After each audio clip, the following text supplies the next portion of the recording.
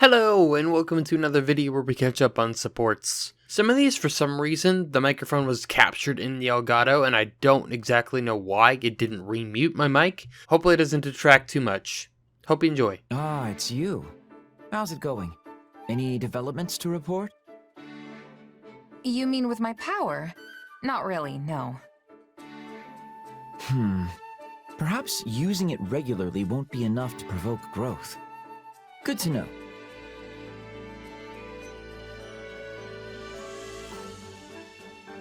Hey, I thought you said you weren't interested. I mean, how many times are you gonna come ask me if anything's changed before you're happy? Weren't you the one so keen on piquing my interest? I only wanted to check how that was going. If you don't think it's possible, just tell me and I'll stop asking.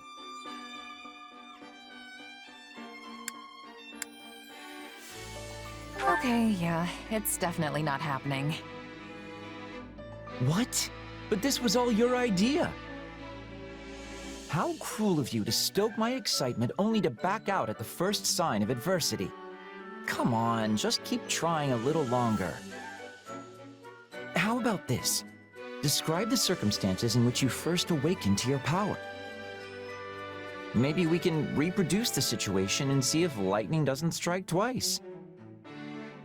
Well, I was staring death in the face when it happened. I'd been beaten so badly, I could barely stand. But I kept telling myself I wasn't ready to die yet. Then out of nowhere, it just came to me. I suppose we shouldn't try to recreate those conditions. Nobody wants a dead officer on their hands.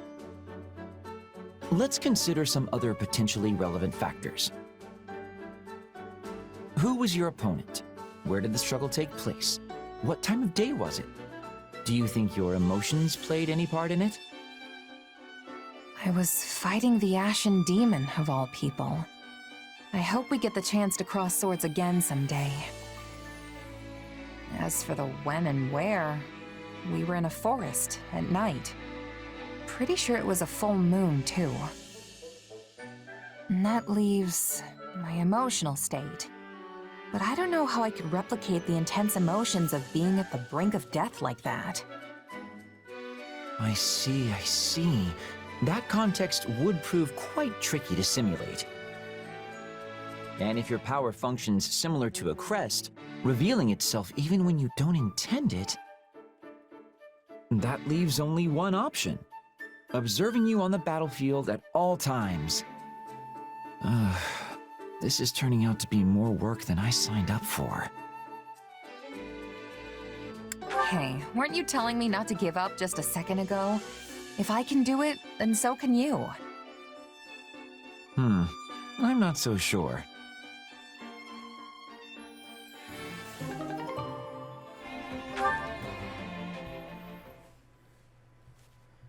So in the end, it seems we're no closer to unveiling the truth about your powers. You can say that again. At this rate, the war will be over and done with by the time we make any headway. That would admittedly be cause for celebration, at least. Your power, like that of a crest, is undoubtedly meant to be wielded as an instrument of war. And as the tides of battle recede, your chances of encountering a life or death situation grows slimmer and slimmer. Therefore, you'll be forced to use your power less and less often. And that's probably for the best. True. The less reason to unleash this on the world, the better. You know, they say even a hero's relic, wielded by its corresponding crest bearer, will still drain a portion of that person's life. It's reasonable to suspect your power could have a similar impact on both your body and mind. Hey, you're starting to scare me here. Honestly, I was just planning on going back to being a regular old mercenary after the war ends. Can't really imagine life without a blade in my hand, you know? I should have guessed. I imagine your expert services will be in high demand even once the conflict is over. In fact, The king himself seemed keen on asking you to settle down somewhere to support his rule. Really? Not that I'm not flattered, of course, but putting down roots isn't really my thing. No, I suppose not. Though I have to admit, it would put my mind at ease to have you by my side once this is all over. You want me by your side? Would you care to elaborate on that? Consider the possibilities. A seemingly unarmed attendant who's able to produce a sword in the blink of an eye. It would be a great crime deterrent, don't you think? You'd prove quite handy on my travels. I figured that's what you meant. A pure Linhardt answer, if I've ever heard one. But how's that any different from a regular bodyguard?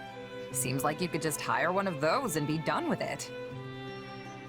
Maybe so, but I don't want to be spending the rest of my life with a random bodyguard, do I? Hold on, what? Oh, well, look at the time. It seems I've forgotten an urgent matter I need to attend to. Bye for now. Wait, Linhardt, come back!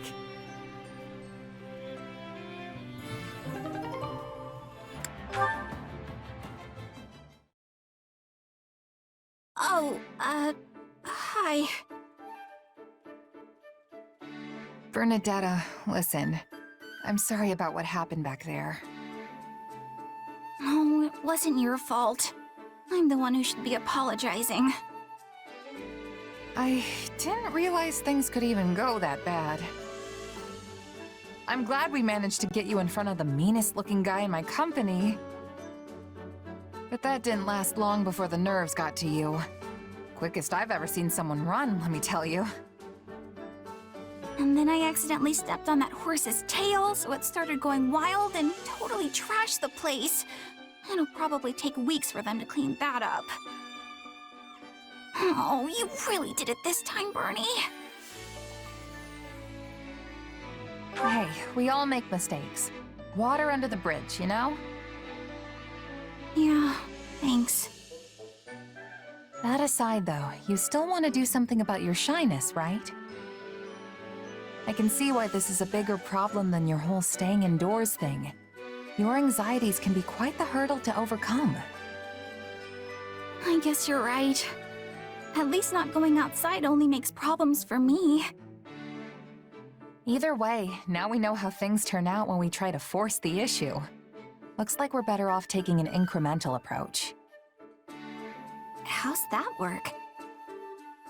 Well, we can start by having you hide nearby while I talk to someone you're afraid of. Then, I don't know, if the conversation gets interesting, maybe you can come out and join in? I'm not going to care whether it's interesting or not. It doesn't matter if they're serious or boring or the most fascinating person in the world. All I care about is that they don't scare me. Yeah, I guess that's gonna be tough to manage on its own, huh?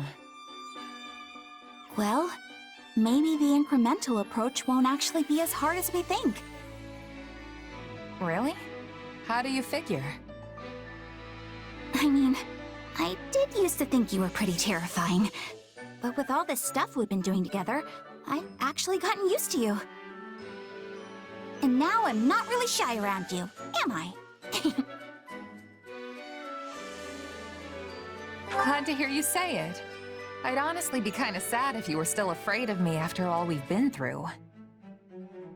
Sounds like getting you used to people is the way to go after all.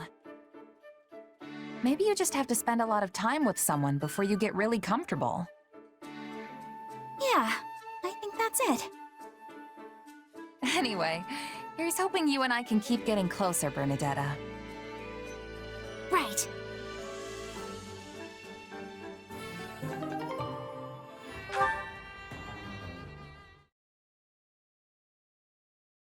Sun's up already?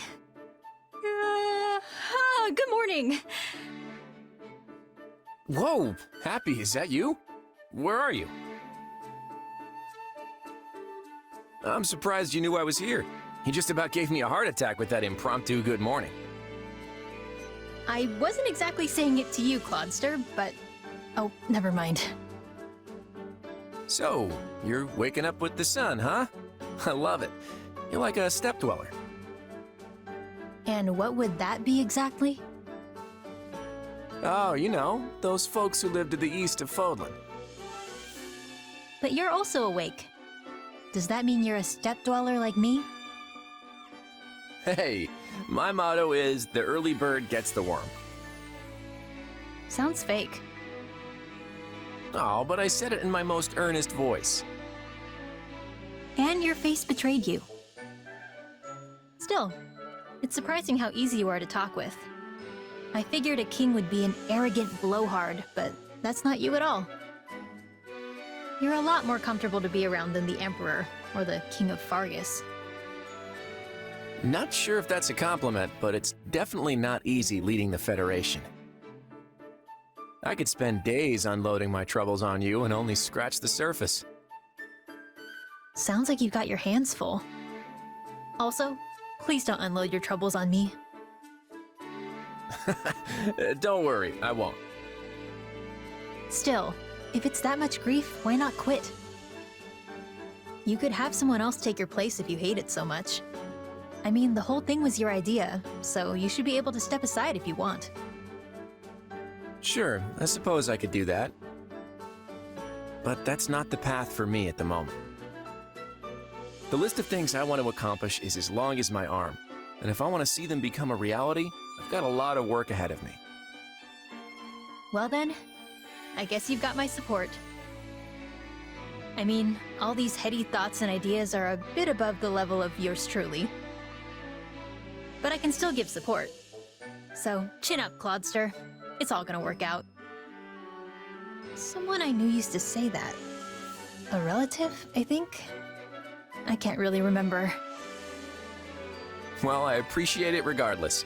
It's exactly the kind of thing I need to hear right now.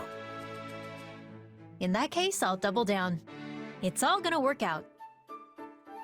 It sounds even better the second time. Seriously, you should be telling that to everyone you meet. There you go again, putting others first. Yeah, well, it's all gonna work out, Clodster. I just have a feeling.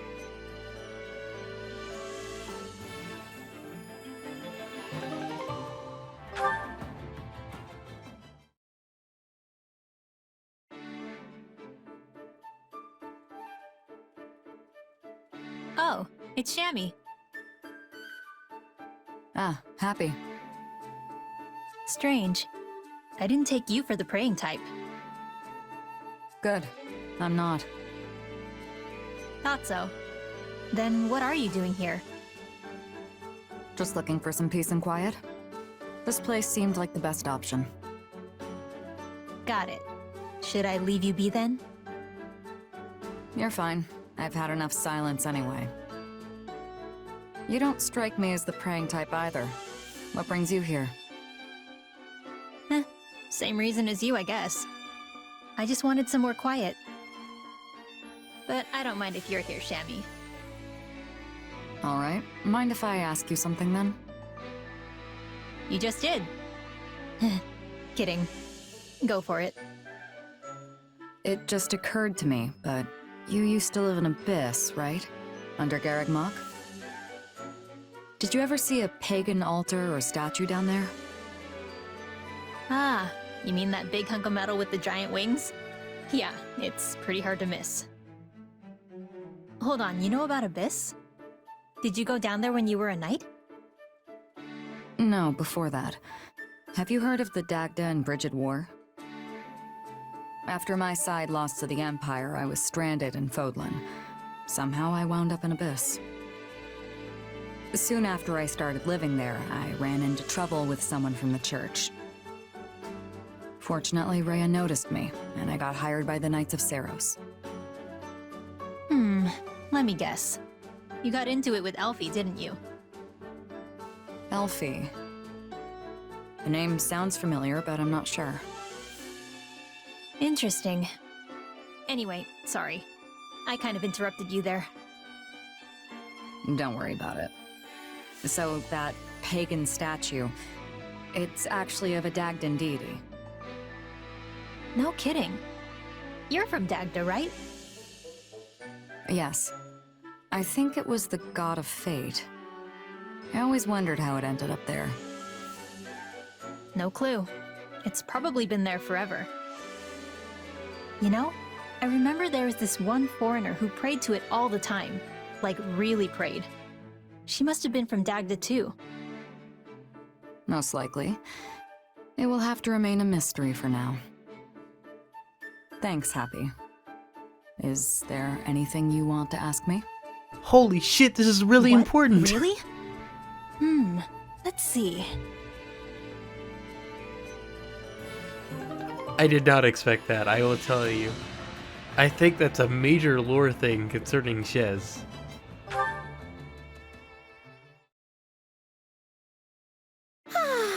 It's nice to feel the breeze on your skin every once in a while. Hey there, Hildy.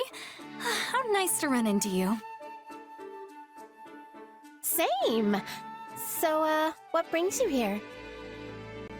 I had a craving for tea, so I came out here to pick some herbs. Tea, huh? I might have to get in on that. Hey, is that a new bracelet? It's different from the one you wore yesterday, right? Oh, this? Yes, a fan of mine gave it to me.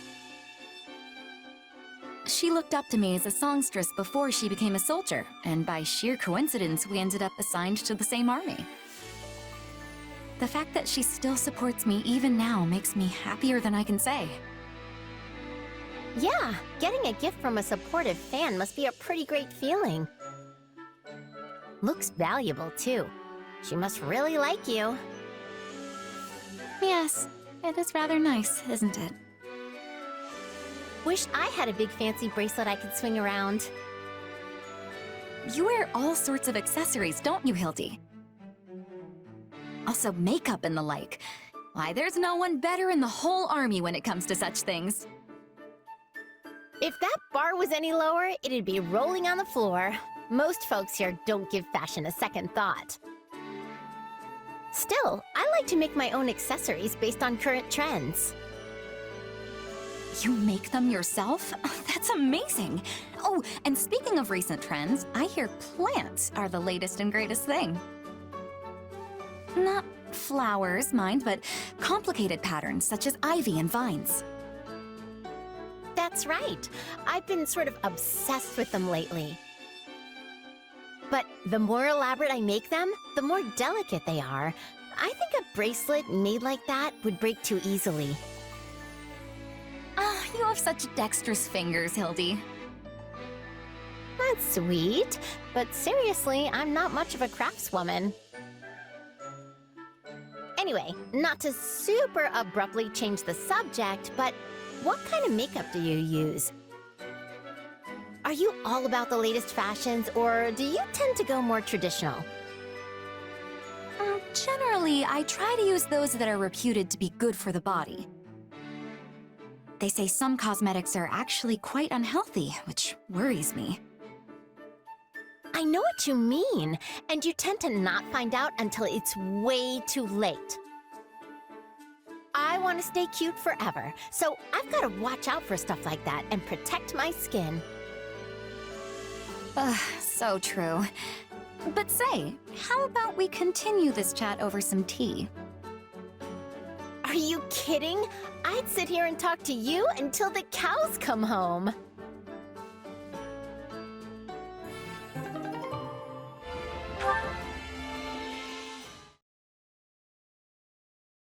Aw, no! I scared away another one! I know I'm hidden. Why do they keep noticing me? Of course they will be noticing you, Raphael. Whoa! Petra! Wait, why did you say of course?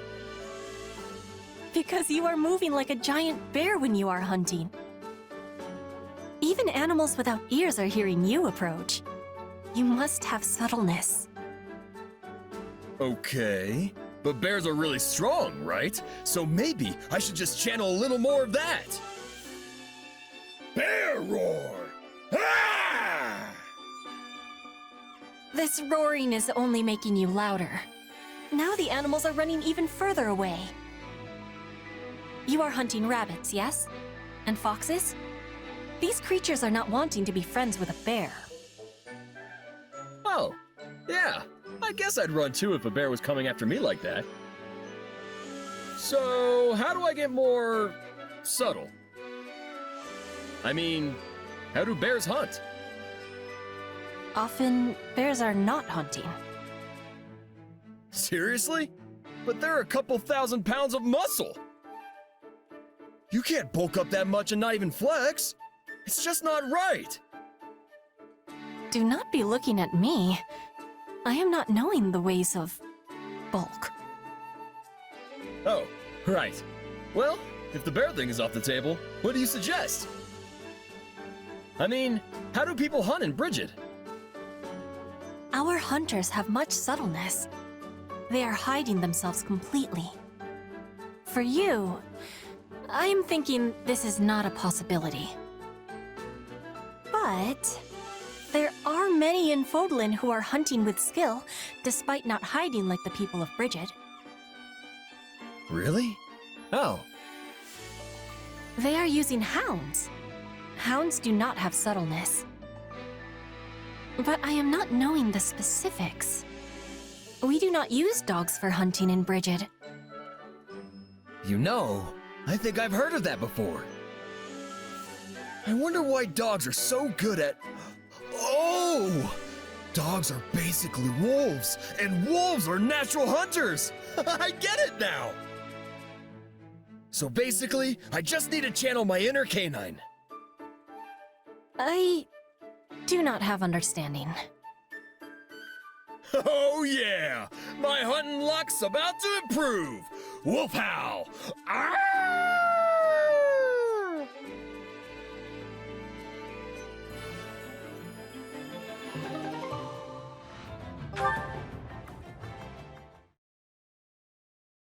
Thank you for all of your help again today. I was happy to do it. Bring me more hay, Four Eyes?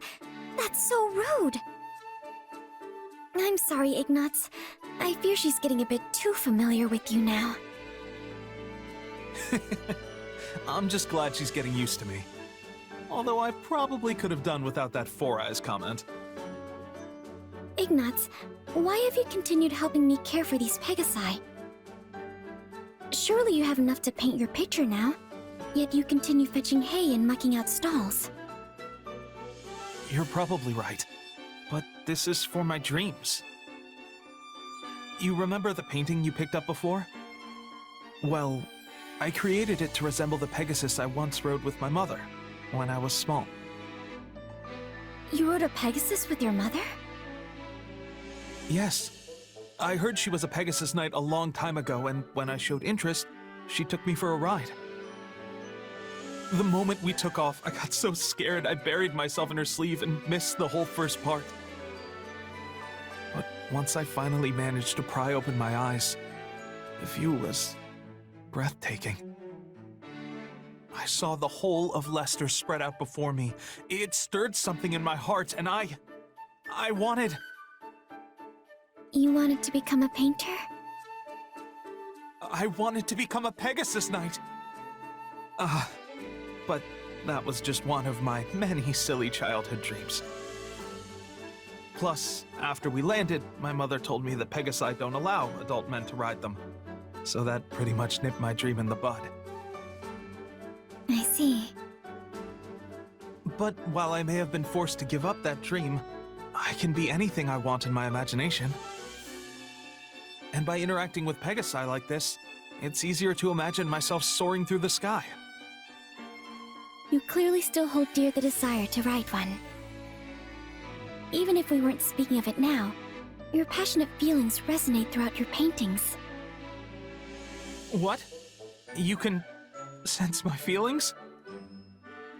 Yes, I can easily tell how precious you consider Pegasi.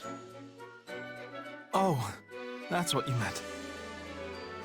And if this one understands how you feel, then maybe, just maybe, she will permit you to ride her.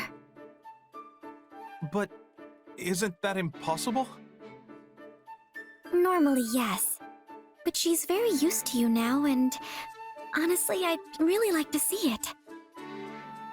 I would dearly love to see your dream finally come true. Well, if you put it like that, I can't very well say no. Hello, Pegasus.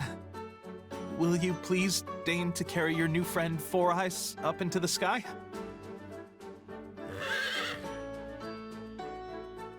No? I take it back! I take it all back! I wanted to fly, but not like this! Oh dear, I thought she'd let him climb on her back, not grab his clothing in her teeth. Goodness, I hope they don't rip. It would be a very long way down. I can't enjoy the scenery like this! Marianne! Help me!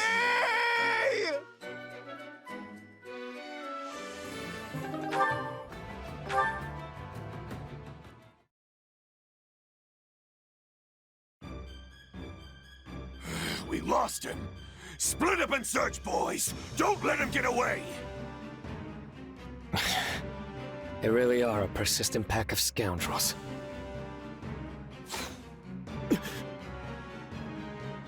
Someone shot me! Yuri, over here! Oh, I think we're good. They won't chase us this far.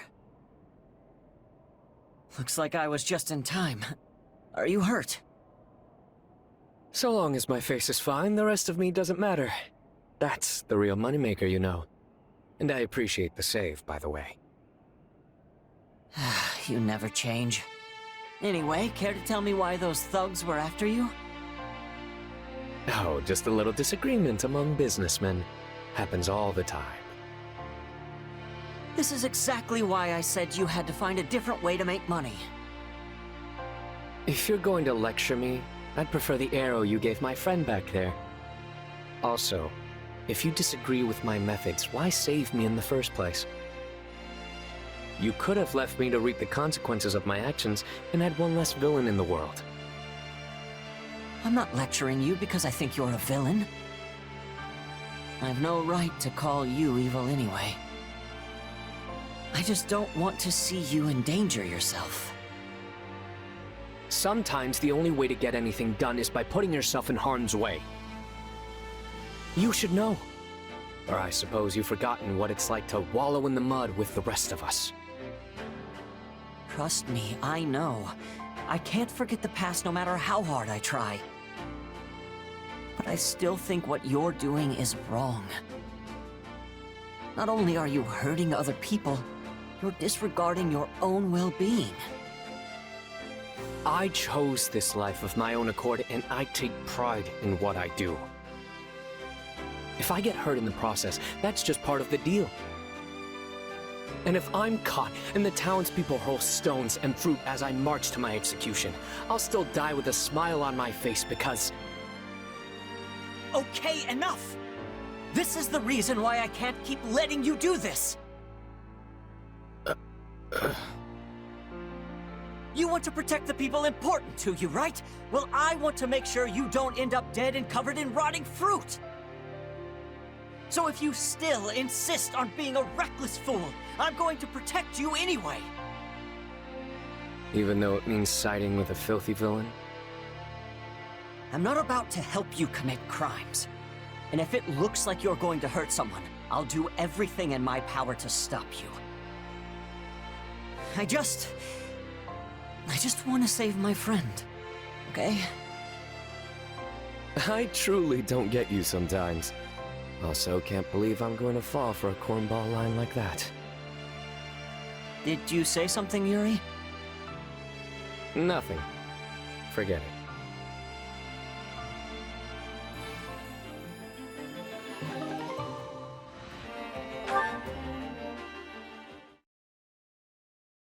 Ah, Constance. I have something I'd like to ask you. I can't imagine how a dullard like myself would be anything but a bother to one such as you.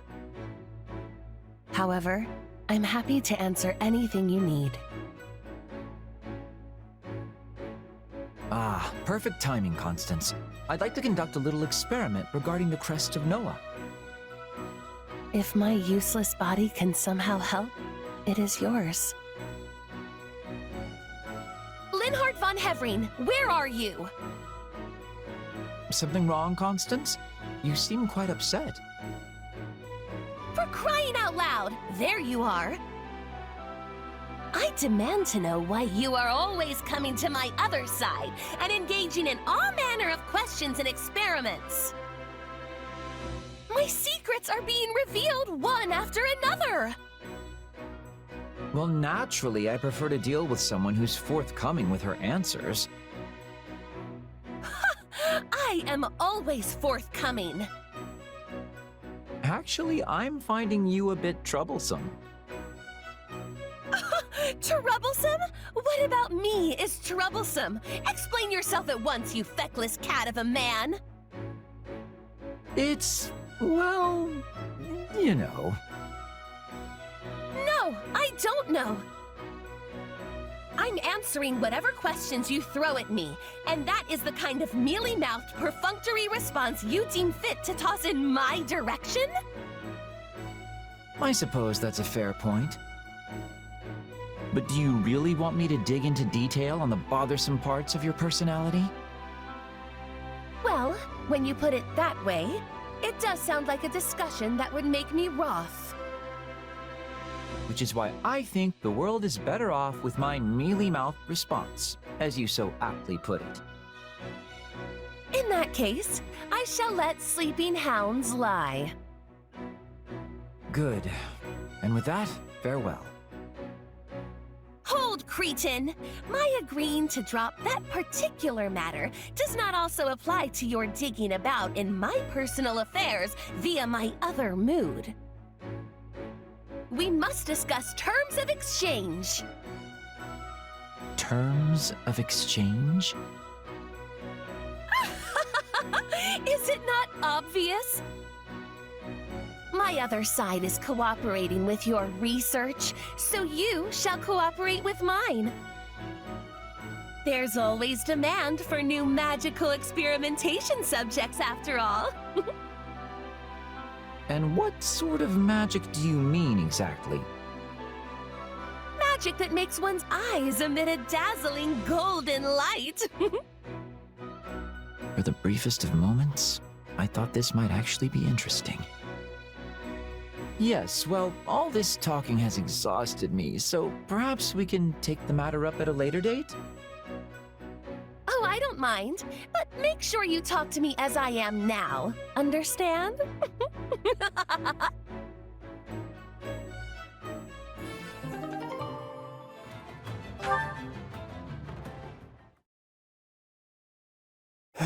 The strategy meeting is complete chaos today.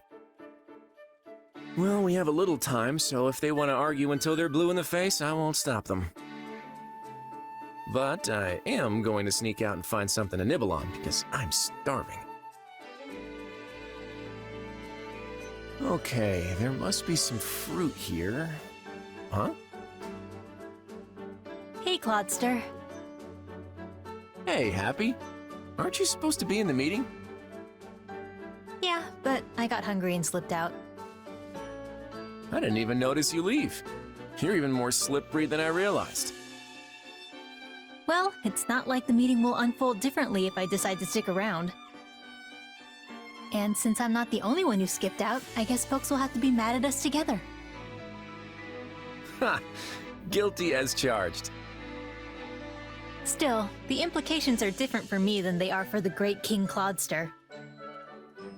If someone gets mad at me, it's no big deal. But you probably get the wrath of everyone raining down on you for even the slightest misstep. Sad but true. Hey, so I know you love to run out and do stupid stuff like this sometimes. But did you take on all this responsibility because you wanted to? Or would you walk away if you found someone to take your place? I already told you. There's a huge list of things I want to see accomplished, remember? And sure, it's a heavy burden, but that's all the more reason I can't let someone else shoulder it for me. It's up to me to carry my own water here. Then I guess it's not enough for me to just give you my support. What do you mean?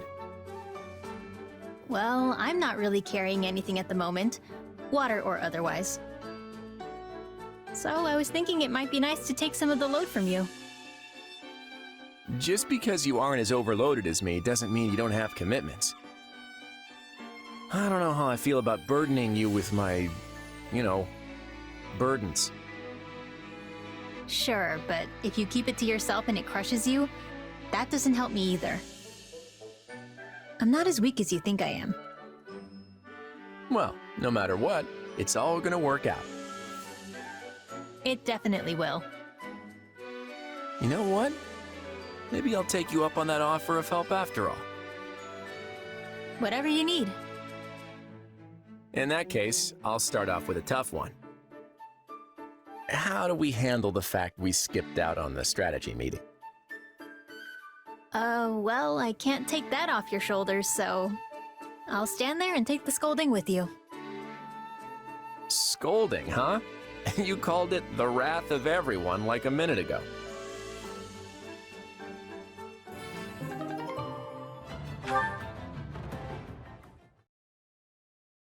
Hey, you gotta hear this! What's up, Raphael? You're looking extra cheerful today. Have you seen the looks on all the soldiers' faces lately? Don't they seem way more motivated? Oh yeah, I was wondering what was going on with that. Well, I was curious too, so I asked. And you know what they said? Is it because we're winning the war? Lots of victories always boost morale. Makes sense. Anyway, that's not the reason this time. They all said it was because of the food. You don't mean... Yep, they've all been eating the dishes we came up with. You know, with the smoked meat and the rotten food. Hey, didn't I tell you not to call it rotten? In any case, our hard work definitely paid off. And the food's great too, if I do say so myself. Right? I could eat that stuff over and over again and never get sick of it. And it's a big hit with the soldiers too. They said they actually get excited for mealtime now. Plus, it's made them fight way harder in battle. I'm really glad everyone's so happy with it. Makes all our effort feel completely worthwhile. You bet. See, food's important no matter who, when, or where you are. Yeah, back in my mercenary days, I'd scarf down any old scrap so long as I was full at the end of it. But I've changed my outlook. Honestly, I feel like I can work even harder now that I can look forward to all my meals. And I never would have gotten here without you, Raphael. Thanks. Huh. I was just thinking the same thing about you. Guess we helped each other equally. You know, I scrounged up every last piece of gold I could find just so I could go to the Officers Academy and become a knight. But once it shut down, opening the inn was basically my only option. But then, running the inn helped me realize all sorts of important stuff too. And now I'm sure, once this war's all wrapped up, I'm gonna do whatever it takes to become the best innkeeper in all of Foldland. Sounds like a solid plan. But you'll probably need to up your cooking game even more if that's the end goal. Yeah, I bet I'll have to train under a real great chef to get me where I want to be. Oh, and while I'm at it, I'm gonna come up with a brand new style of cooking. Something that'll really work my muscles. What would that even look like? Well, I don't know. I haven't invented it yet. Whatever the case, I know what I want to do now. Hey, what do you say to tagging along with me? I think you've got a real knack for this cooking stuff. I'll think about it. Just be ready to have me showing up at your doorstep if the mercenary work ever dries up. So you're gonna stick to being a hired hand, huh? Well, as long as that's what you want to do. Oh, but keep an eye out for an invitation from me. You'll definitely have to come over and try all the rotten food I cook up. Seriously, stop calling it that. But thanks. I'm looking forward to it, Raphael.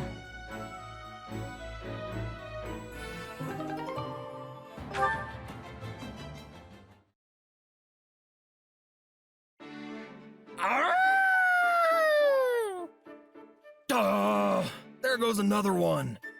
This wolf thing isn't working. My howling's getting better, but it's also getting louder. I'll never be a hunter. I am not agreeing. Petra? Wow, where'd you get all that game? And that is why I had the decision to be lying in wait near you. Well, I'll be. You waited for me to scare all the animals out, then bagged them yourself. They had such fear of your loudness that they were running in a straight line. Very easy to hit. This is what is called drive hunting. I have been studying the Fodlan way. Drive hunting, huh? Yes, Fodlan hunters are using hounds to track their prey and put it into corners. But we don't have any hounds. We do not. So, you are being my hound instead. What? Wait, no! I was being a wolf! You were saying before that dogs and wolves are the same. I mean, yeah, I guess. I have been thinking with hardness how I can make you more than just a large man searching the woods for prey. Then, I found an idea. You are the hound. I am the hunter. We will be making a great team and catching lots of game. Hey, I like the sound of that, Petra. It's nice of you to buddy up and help me with something I've been struggling with. I am happy to be helping. And I am thinking Raphael-style hunting would find much popularity in Bridget. Seriously? But you already have so many good hunters there. You really think there's a place for me? Because that would be incredible! No, you are incredible. You would find enjoyment in Bridget life. We have many delicious meats you cannot be finding here. Oh, yeah.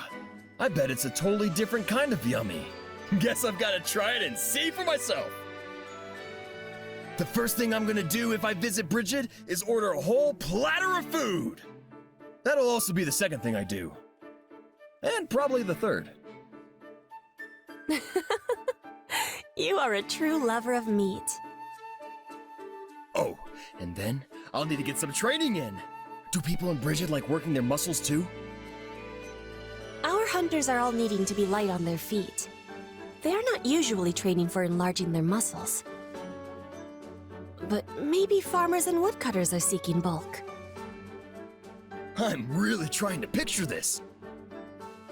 I mean, most farmers and woodcutters are pretty burly already, so the Bridget variety must be huge.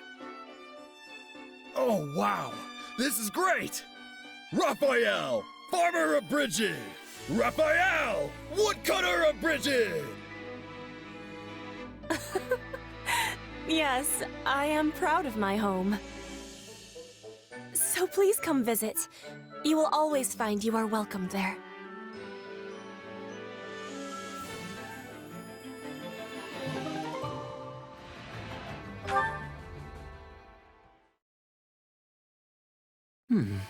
It's been a while since we sent that letter, but we still haven't received a response.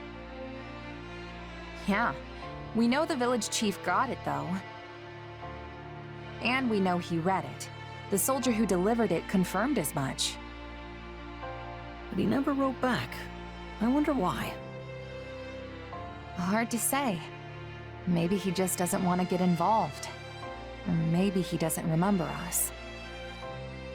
Part of me almost wonders if my mom didn't make him promise not to tell me anything. Not that I have any proof she'd do that.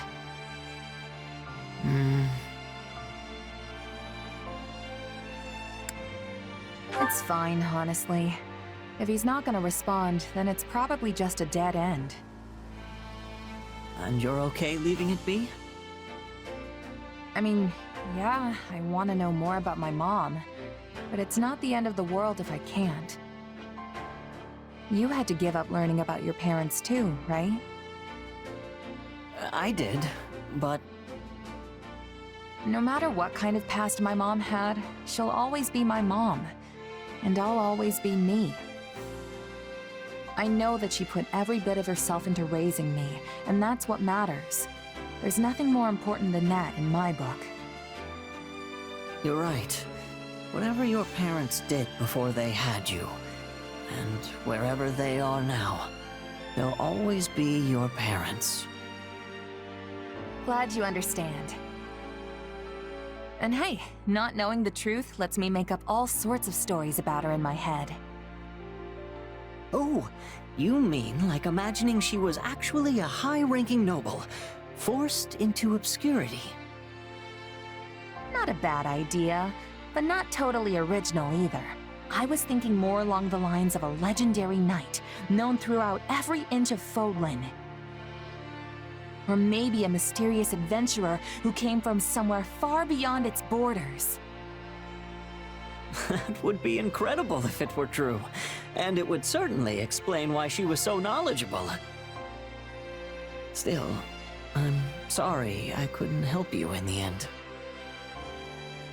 It's all good, Ash. Without you, I never would have spent all this time thinking about my mom and who she really was. So even though we came up empty-handed, I'd say the journey itself was entirely worth it. Yeah. Anyway, I should probably get going. Just remembered I've got a huge to-do list and not nearly enough time to do it. See ya!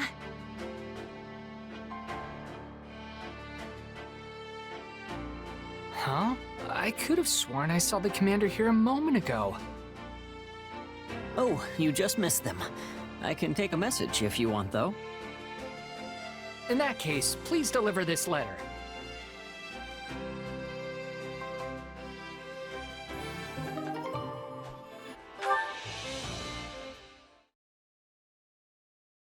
Today's battle wasn't half bad. Minus that close call, I guess. I tell you, when I charged ahead and saw all those archers waiting for me, a single thought flashed through my mind. Not how I'd like to go, but that's life, I guess. Phew, I was sure I was done for. What are you talking about? It was so windy, there was no way they could have gotten a clean shot at you. You completely wiped them out. Are you telling me you didn't plan it that way? I mean, I knew a breeze was blowing, but still. You're right. You would have been Balthus-sized target practice if the wind died down. But you bet your life that it wouldn't, right? That's something only you could pull off. I never would have taken those odds. It was all lady luck, pal. Pure and simple. Where's this coming from, anyway? I thought you hated all that gambling on life and death stuff. I did, but you're living proof that it can have a place on the battlefield. You roll the dice and get the job done. Can't argue with success. I have to accept that your way actually works. All I can do is hope you win your bets every time. Thanks for saying that, but what happened today wasn't calculated at all. Things were going great, then I got carried away and made a stupid mistake. It just so happened that the wind was blowing the right way. Otherwise, I'd be dead. You mean it was all just a coincidence? Well then, color me surprised. It was a complete fluke, honest. That's why I was gonna tell you I've learned my lesson. That I'm done gambling with my life. Really? That's the best idea you've ever had. But since you admitted my way has merit, I think I'll keep rolling the dice. I gotta do what works for me, you know? Can't let one close call make me lose my nerve. Wait, what? Isn't that what almost got you killed today? I take it back. You are definitely gonna die. Please stop. Nope. Too late. A warrior doesn't go back on their word after all. We might have had some misunderstandings along the way, but what's important is that you learned to accept me for who I am, right? In that case, what about you saying you weren't gonna bet your life on this stuff anymore? A warrior doesn't go back on their word after all. That doesn't count. I only said I was gonna tell you. What kind of backwards logic is that? You absolutely said it. So this whole warrior code thing applies to you too. I don't have a clue what you mean. It's not even remotely the same. Anyway, we can butt heads about it later. We gotta go celebrate our victory, right? Fine, I can live with that. It's a tough job, but someone's got to talk some sense into you.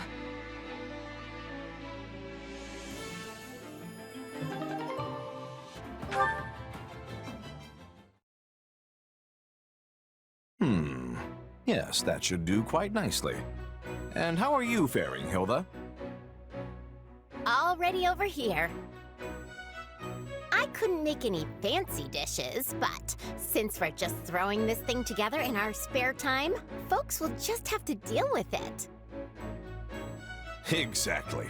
The quality of the food isn't the point of a feast like this. It's about sharing a celebration over our recent victory.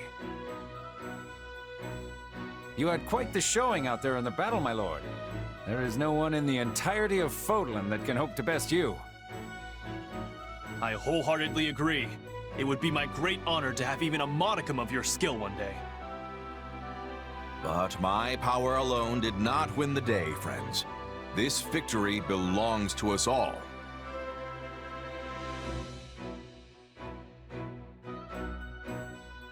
Host really is incredible.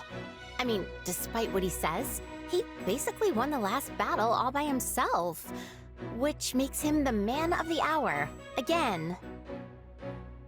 He's earnest, hardworking, and full of talent. The opposite of me in every way. Now, let's get started. Today, we feast in honor of a person who was instrumental in our victory. My sister, Hilda Valentine Goneril. Huh? My lady, I thank you on behalf of all my soldiers. We'd not be here now if it weren't for your quick thinking and deft action. There are no words to express all that you and your brother have done for us. Huzzah! Okay, what's going on? I thought you were the guest of honor at this little get-together, Holst? Whatever do you mean? This feast is all about celebrating your actions in our last battle. But I didn't do anything. I just ran to the front line, hacked a few guys, and then pulled back. At which point you saw an enemy giving chase and laid him low, yes? Are you aware that person was the enemy commander? The moment you dispatched him, his forces crumbled. We then pressed the attack and enjoyed swift victory as a result. Really? He didn't seem very impressive. I mean, the guy went down in one hit. How tough could he have been? It sounds like you still don't know just how strong you are. Your brother aside, there is no one in House Goneril who could stand against you, my lady. Hear, hear! We all rely on you and will continue to do so into the future! Not gonna lie, it was great having everybody shower me with compliments, but I still want to know why you threw a feast for me in the first place. You could have just patted me on the back and told me good job, and I would have been happy. You're always putting me on a pedestal, Hilda, but you never appreciate your own accomplishments. I want you to be prouder of yourself. I want your degree of pride to match your level of strength. Also, I want everyone to know how great you are. That's why we had the feast. A shame it was so small, but the next one will be a true banquet. And who's going to put that together, considering I basically did all the prep for this one? Well, if I can get the ingredients together, I'll treat you to my specialty next time. Isn't your specialty made from whatever you find lying by the side of the... Look forward to it, dear sister.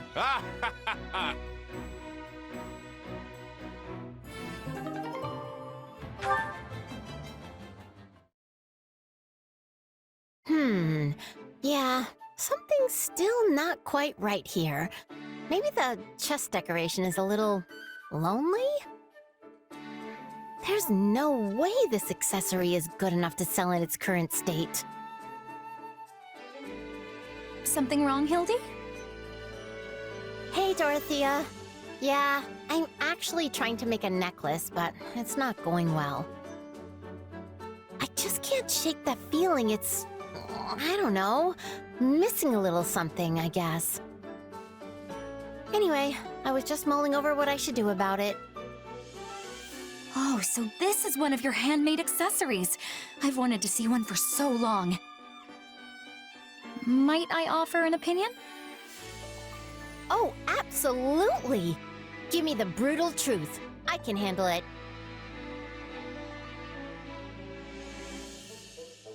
This is fine workmanship. Much more elaborate than the goods you can buy off a common tinker. Ah, the chain is patterned after a vine. Yes, I see. Forgive an amateurish opinion, but what if you were to add some leaves under this floral decoration? If there were a pattern that bridged the flower and the vines, that might lend it the special something you feel like you're missing. You know what? That just might do it. Yeah! I think you're really onto something there, Dorothea. Thanks a million. I'll give it a shot. I'm glad I could help. Oh, but now I'm going to come to you whenever I'm in a pickle about how to fix an accessory, you know.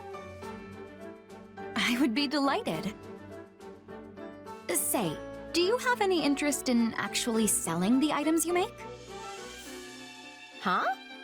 Wait, you think I could sell them? As I said earlier, you rarely see goods of this quality. They could, for example, be used by an opera troupe. Like the Middle Franc Opera Company? Exactly. Stage costumes use all manner of accessories and ornamentations, you know. And once they're seen in such a setting, nobles from near and far will be clamoring to buy them. Dorothea, I love you. I'm so happy I could scream! Actually, maybe we could keep the spirit of our newfound cooperation going. See, someday, I actually want to open a school for craftspeople who make accessories like mine. And since you used to work at the opera company, maybe you could help me with the whole businessy side of things. I mean, opera people are pretty good with accessories and stuff, right? So, what do you think? That's wonderful, Hildy. Oh, what ideas you think of!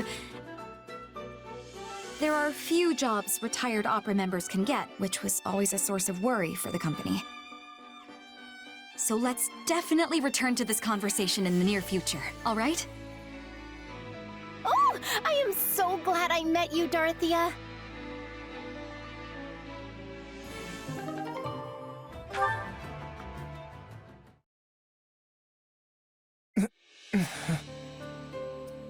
Lawrence, I'm so glad you're awake. This is the infirmary.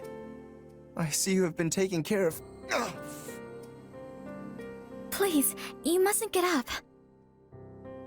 They said your wounds aren't too deep. Apparently the blow to your head was the worst of it. I see. My apologies for all the trouble. To think my outing on the battlefield would end not in glory, but merely in losing consciousness. What is it, Marianne? I am perfectly all right. You needn't worry yourself over me. No. It's my fault you ended up like this. You shouldn't have saved me, Lawrence. If only I had been injured in your place. I must have been hallucinating during the battle. What? All was well one moment, and the next I felt a sharp gaze piercing my soul. Help me, it beckoned. No sooner had I turned around than I saw you there, the very same words seeming to float across your lips. But it seems my eyes were deceiving me. So you see, the blame for my injuries lies entirely with me. I simply assumed you were asking for my help, and thrust myself into danger to provide it. No, it's not your fault. Please, to be honest, I truly was asking for help. My apologies for teasing you so, Marianne. But I know now how you actually feel, and I'm glad to know it was not just a hallucination after all. For so much of my life, I didn't care if I lived or died, and yet when I saw you there beside me, I realized I did care. I wanted to live. And that is good enough. Such instincts are only natural. You needn't try to justify it to yourself or anyone else. Lawrence. I thank you for opening up to me, Marianne. We will survive this war. Together. We will. And thank you.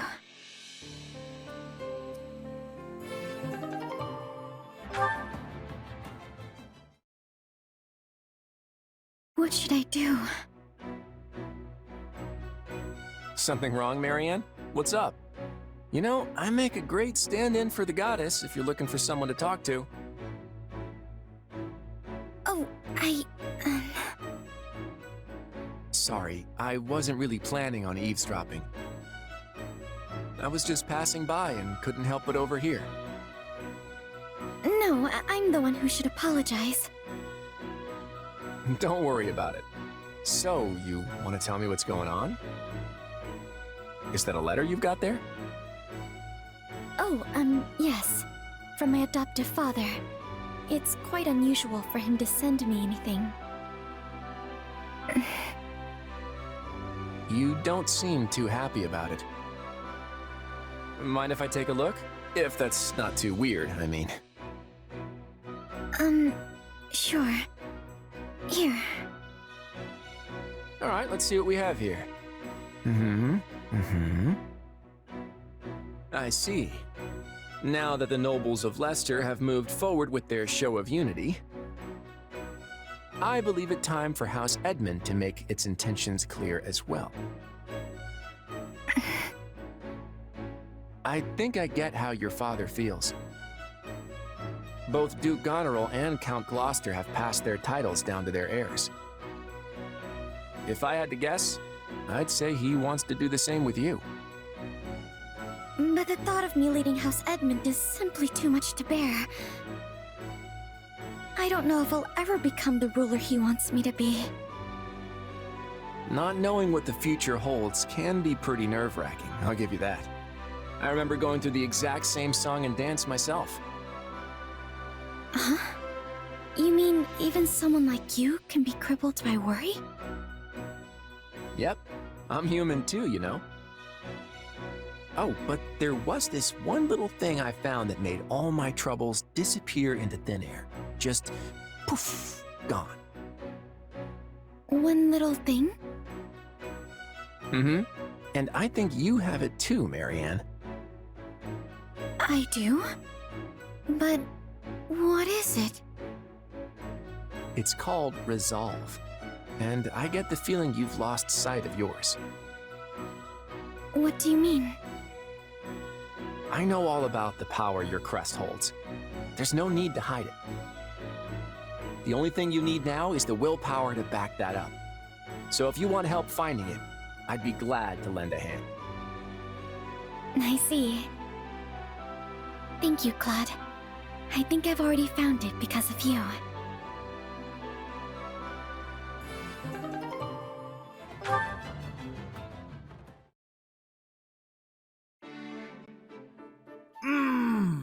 Mess hall food is just the best! You're really piling up the plates there, Raphael. You must have been extra hungry. Yeah, I was just out exercising. Food always tastes best after a long workout. You should tell the chefs how much you enjoyed it. I'm sure they'd be pleased. Will do. You know, I opened an inn myself, and I've been doing the cooking there. Except, I've never gotten a compliment from a customer. Not even once. So they didn't like it? I wonder why. I guess it just didn't taste very good. Honestly, I don't know a whole lot about cooking, so I had a pretty rough time in the kitchen. In that case, why don't we work on it together? You may not have as many chances to cook here, but I bet we can still find opportunities to hone your skills. Believe me, one of the best feelings in the world is having someone tell you they enjoyed a meal you created. Hold on. You're gonna train me? You're the best, Ash! We'll get started right away. First, let's see you make something so I can get a feel for your skill level.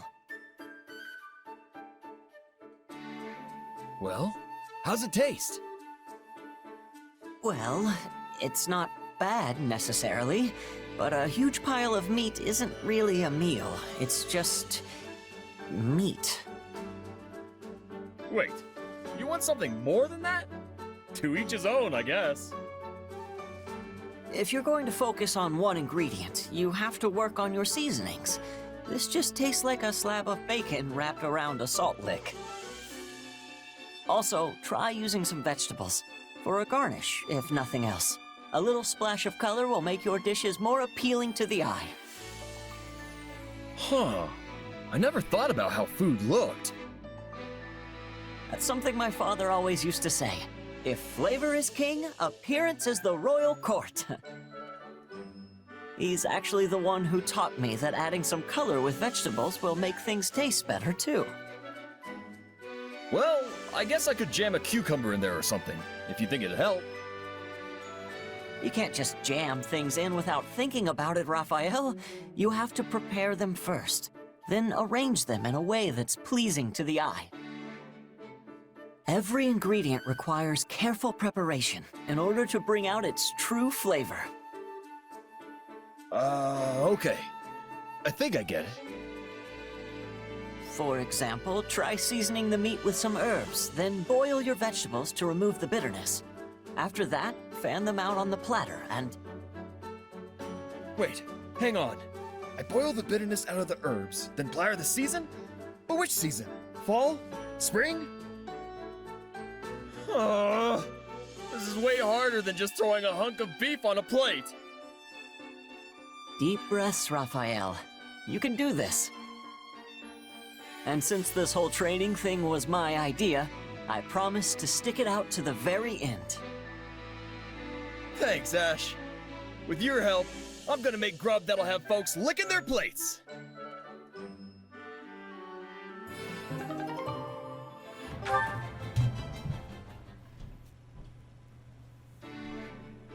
And that reminds me, I actually found myself at a noble's tea party not too long ago.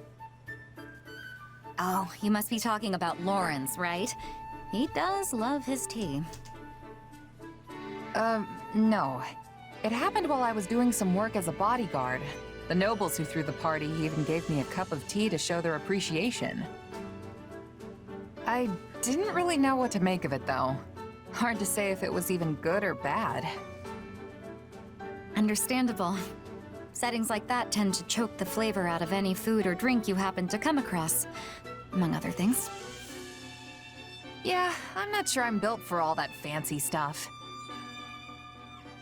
Hey, remember when I asked you to sing for me? You belted out a verse from one of your operas. It kinda reminded me of that tea. It's like, I just don't have the background for that sort of stuff. If you don't grow up in it, you're not gonna get it. Everyone has a right to those things, though. Taking in a tragic opera, letting an elegant meal dance across your taste buds. Nobody should be excluded from those pleasures just because they were born a commoner. I'm not so sure that's how it works, though. Take my time back as a mercenary. I would have gladly eaten a half-cooked rat if it meant I was getting food in my belly. It's only since I joined up with this army that my palate's become a little more discerning. What I'm saying is, if you never have the chance to eat good food, then you'll never know what good food is supposed to taste like. Not that that's necessarily a bad thing, but... In that case... Dorothea? Oh, sorry. I got a bit caught up in my thoughts there. But I think it might be just as you say. Will you indulge me for a moment? Sure. What's on your mind? When I first started singing, I did it for me. Only me. But it wasn't long until Manuela discovered my gift. So, I joined the opera company. It felt... incredible.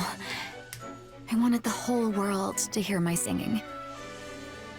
But once I became a songstress, I started attracting more and more attention from the nobles. Before I knew it, I wasn't singing for myself anymore. I was singing for them. Now you can't even appreciate my songs if you weren't born with a silver spoon in your mouth. I don't think that's true at all. Everyone can learn to love it if they want. The only reason I didn't understand was because I didn't have much interest in opera before now. So don't belittle yourself like that. Your singing is incredible, Dorothea. I appreciate that. I really do. But I still can't help but wonder.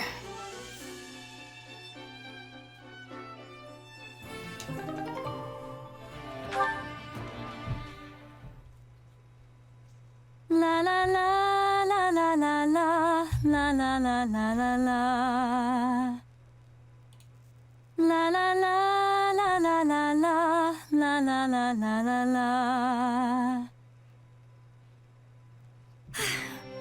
How was that? Yeah, good. Still the same reaction, huh? Sorry, me and singing just don't mix very well. Though, it did make me feel warm inside. Kinda like I was a kid again, with my mom. Hey, you do get it!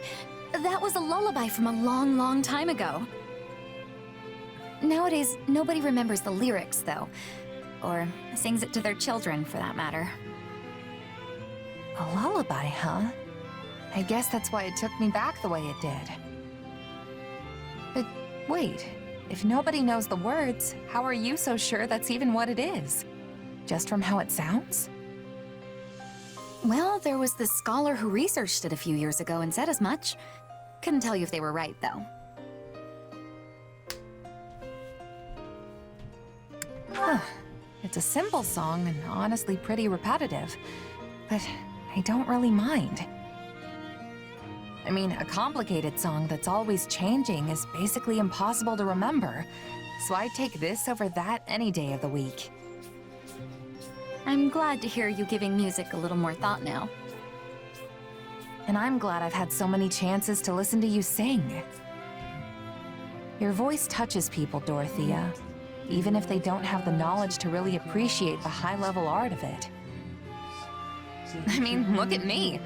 Bottom of the barrel, and you still practically move me to tears. Oh, come now, don't talk about yourself like that. It doesn't really bother me. And I'm not wrong, am I? No birth parents, no real background to speak of. The whole wandering merc gig. It is what it is. That's quite the positive attitude. I'll have to try a little bit of that myself sometime. In the meantime, I've once again been able to rethink my singing thanks to you. I lost much of my emotion about the craft during my time as a diva, but I can feel it coming back now. You really are incredible, you know that? How do you mean? I don't know, there's just something beautiful about the way you speak. It's like your thoughts just come out of your mouth fully formed, almost perfect, then find their way straight into people's hearts. Probably has something to do with all the training you did to become a diva, and all the training you've continued doing since. Meanwhile, here I am struggling to even make proper sentences when I try to talk about your singing. Thank you for the kind words. It makes me feel a lot better hearing you say those things about me. But for the record, I don't think you're bad with words at all. Even your little speech now was the definition of smooth. If I didn't know any better, I'd think you were trying to flirt with me.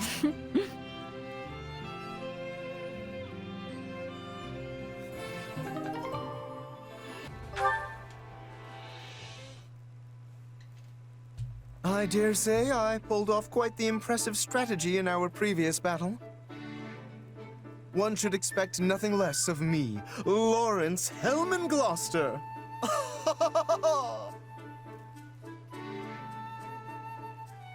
It's a delightful surprise to see you here, sir.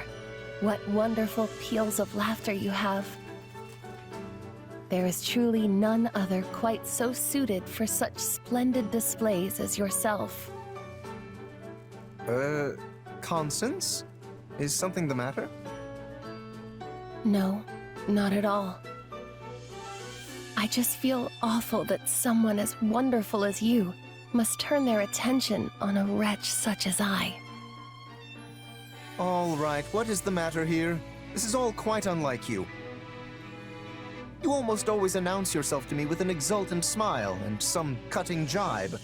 But this... Oh, now that I think of it, I believe the same thing happened to her before. I thought she might be ill, but perhaps it is not so simple as all that? I fear my words and actions, totally unsuited as they were to one of my status, have incurred your ire. Please inform me of what my punishment is to be, and I shall humbly accept whatever is to come. What is this nonsense you speak of, Constance? You yourself said you were a noble woman at heart, did you not? I must ask you to refrain from taunting me so. I am but a simple commoner now. A mere foolish being whose only calling is to obediently follow any order you give me. Enough! Return yourself to normal at once.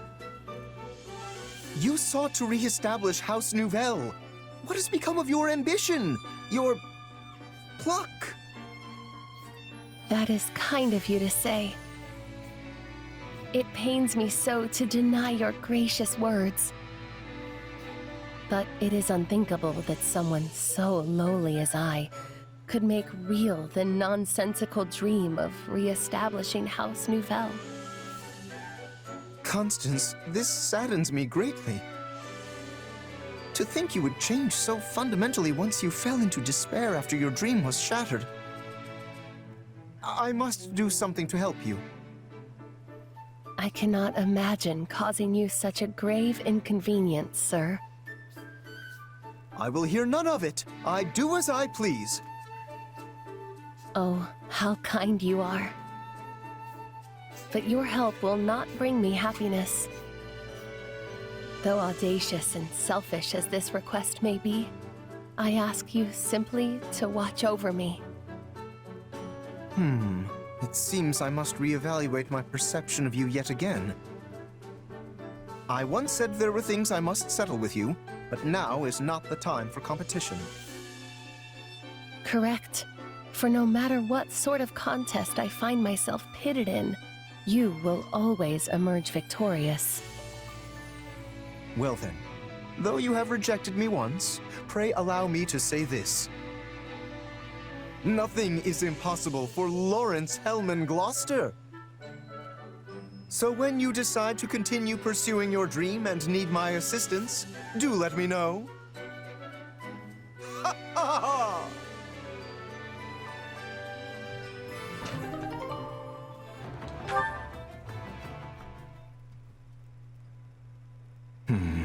I will need to settle this matter post-haste.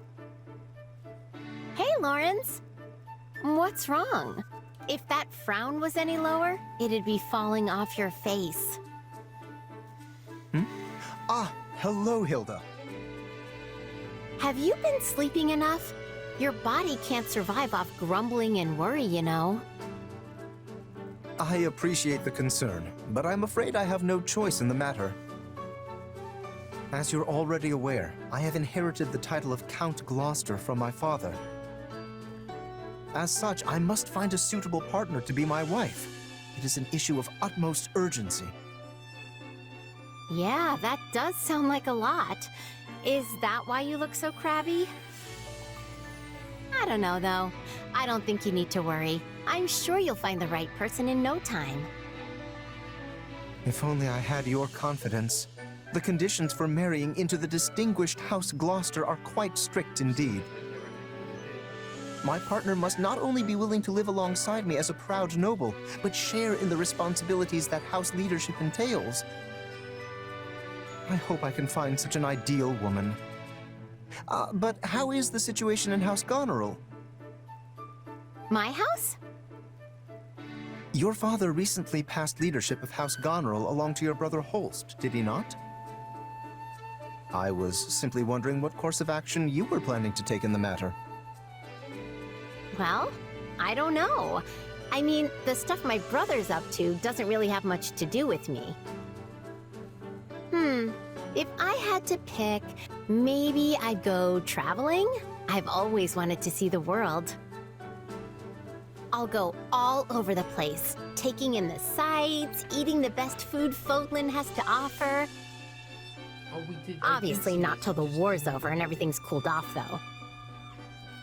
Traveling, Quite an unexpected answer. Though I must say, earning permission from your father or Holst will be no easy feat. Grand adventures such as those are fraught with danger at every turn. I can only imagine the perils you might face with disease or scornful local lords.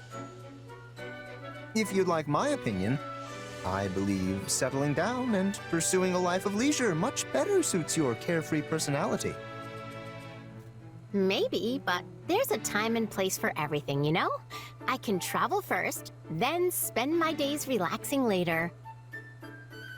And besides, Holst and my dad both spoil me rotten, so I don't think convincing them's going to be too big a deal. Oh, but I probably shouldn't go anywhere that gets too hot or too cold. Extremes aren't really my thing. In that case, I know the prime location. There is a wonderful little place within Leicester borders, with boundless forests and crystal blue rivers and the most exquisitely comfortable climate. It's also rather close to Goneril territory, so your family will be able to rest at ease. Let me guess. Is it Gloucester? You're quick to catch on. It is one and the same, Hilda. Thought so. I guess I wouldn't mind adding it to the itinerary.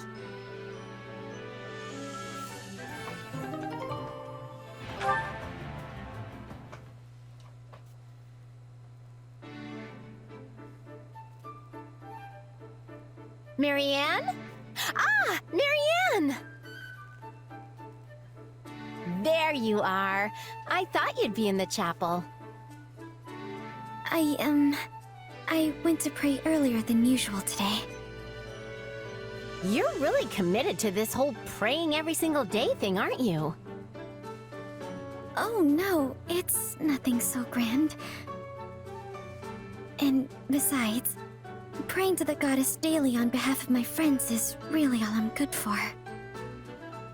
Okay, stop. Seriously? You're amazing, Marianne. There's a ton of stuff you do that no one else could possibly handle. I suppose so. Yeah? Well, I know so. Hilda? Why are you always so nice to me? Huh? What do you mean?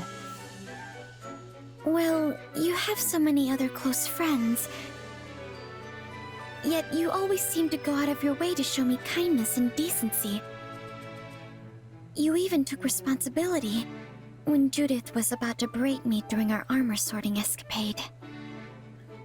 That takes me back. Poor Judith. Hers was a great loss indeed. Anyway, did I really cover for you back then? I honestly don't even remember. Yes, and I have wondered ever since why you did such a thing.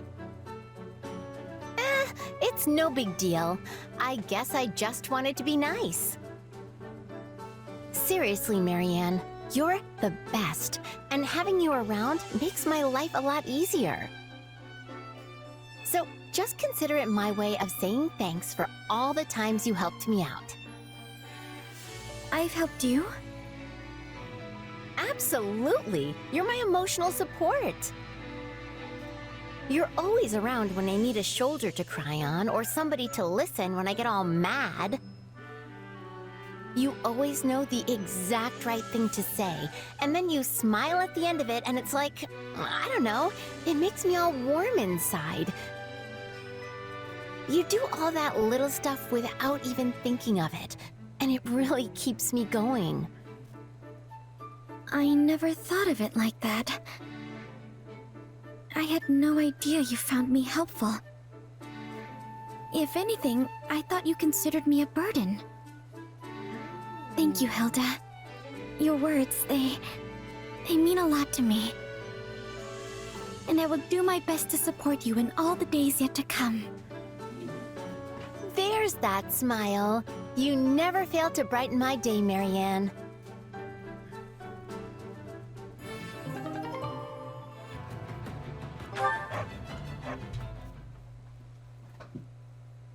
Wow, your painting is brilliant, Marianne. Oh, it's not anything special. Sure it is. I mean, especially since this is basically your first time. You're a natural. But me? I was born with a chronic lack of painting skill. That's not true at all. I think your work is gorgeous. The sky and earth seem to leap off the canvas. Oh, you really think so? And what's more, I couldn't help but notice your ability on a horse as we rode here. You overflow with talent, Bernadetta. Never doubt it. That horse thing is just because I'm a noble. They made me practice all the time when I was young. Though yeah, I've done a lot of riding both on and off the battlefield lately. You've really inspired me to be better. I would expect nothing less than such an effort from you, Bernadetta.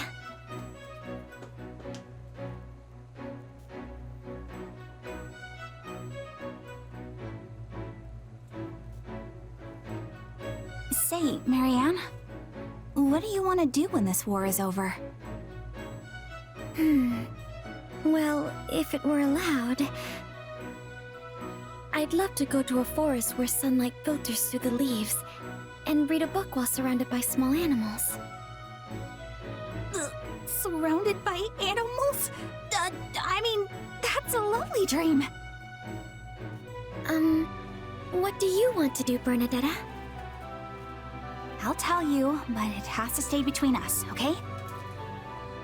I'm, writing a story, and I'd like to finish it.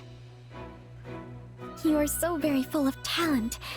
I have such respect for you. Oh, it's not so much. But hey, I just thought of a new story. Okay, so it's about a girl in a remote forest who talks to animals and makes friends with them. Wait, isn't that... Yes. I totally plagiarized your life. I just thought it would be fun to turn your dream into a story. It is a book I would very much like to read. Please do let me see it if you ever finish. Oh, okay, Barney. Pressure's on now. I look forward to it. In that case, maybe you could actually teach me about the forest animals? You know so much, Marianne. Honestly, I'd love to just sit and talk about whatever with you. That sounds wonderful. And it's a promise. We'll talk each other's ears off. It is a promise indeed.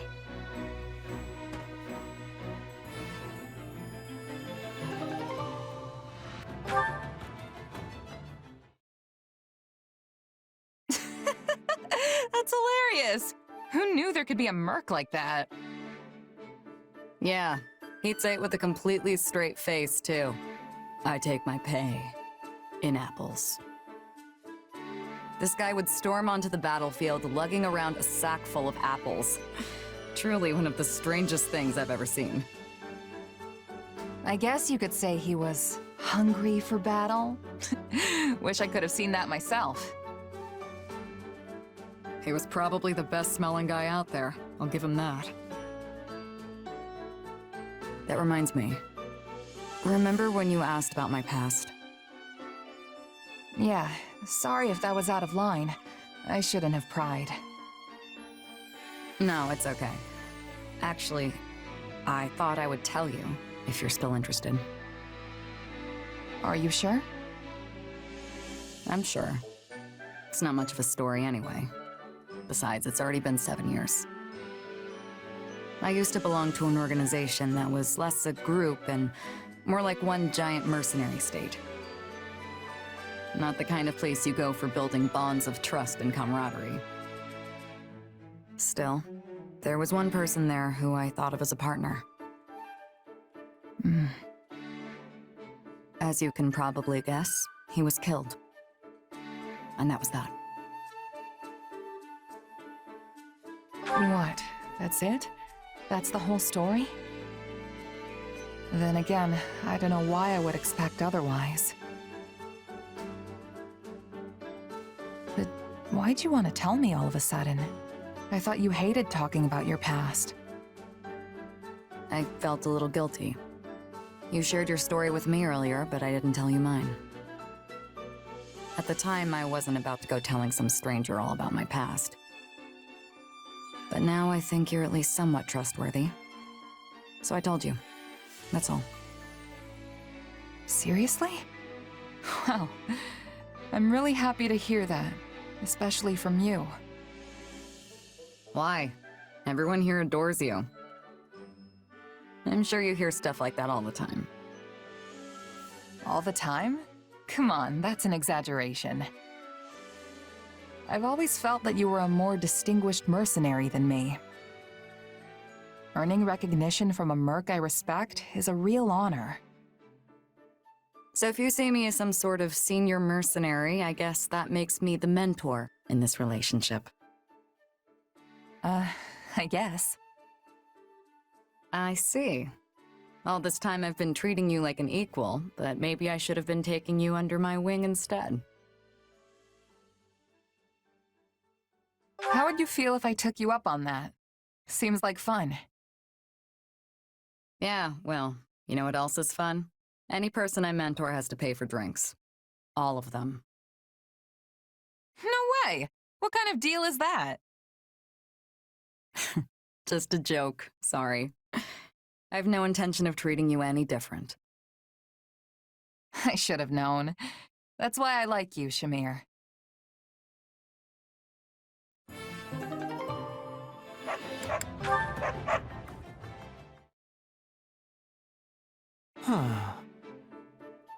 There you are, Ignatz. Oh, Lawrence! I find the beauty of this place to be so relaxing, don't you? Yes, I must wholeheartedly agree. It is marvelous. As are you. Not only are you a knight of House Gloucester, you have even taken on the role of a general within this army. To be honest, when first we met, I could not see you as anything more than a mere merchant's child, who happened to be gifted with a better eye than most. That's probably all I really looked like back then. But now, you have grown so capable that I regularly mistake you for someone else entirely. That's nice of you to say. But I still have a long way to go before I'm where I want to be. Do you remember your time working as a knight in my territory? Back before the war began? Compared to then, you are practically brimming with life now, especially as we march from locale to locale. You really think I'm that different? I always thought you not fond of battle, hence why I find this reversal so very puzzling.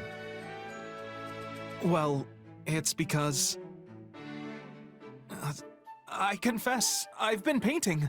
Whenever I've had the free time during our marches, that is. Is that so? Yes.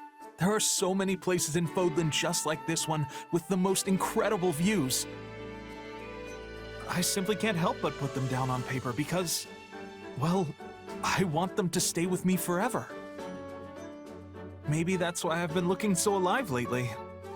You certainly see straight through me, in any case. I am sorry, Ignatz. Huh? About what? I granted you a position as my knight because I thought it to your benefit. But I see now that your heart lays somewhere else entirely. Hearing you talk about art with such passion, such fervor, it fills me with regret. Oh, you don't need to apologize. If anything, I should be thanking you, Lawrence.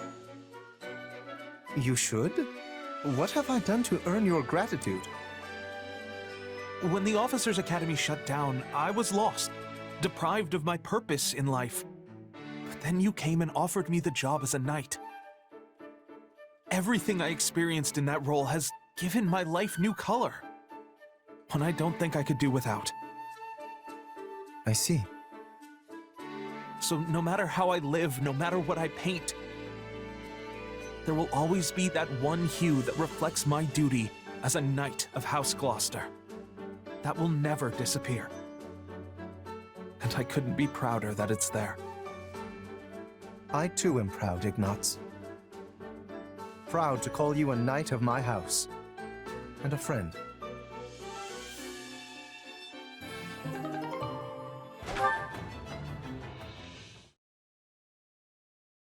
What's up, Raphael?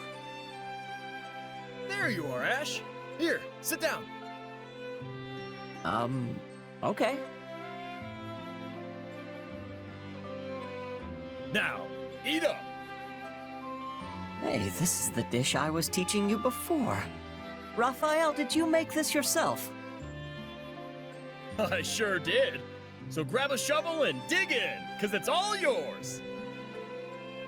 I've got to say, it looks a lot more appetizing than before. Plus, it smells fantastic. All right, let's see what we've got.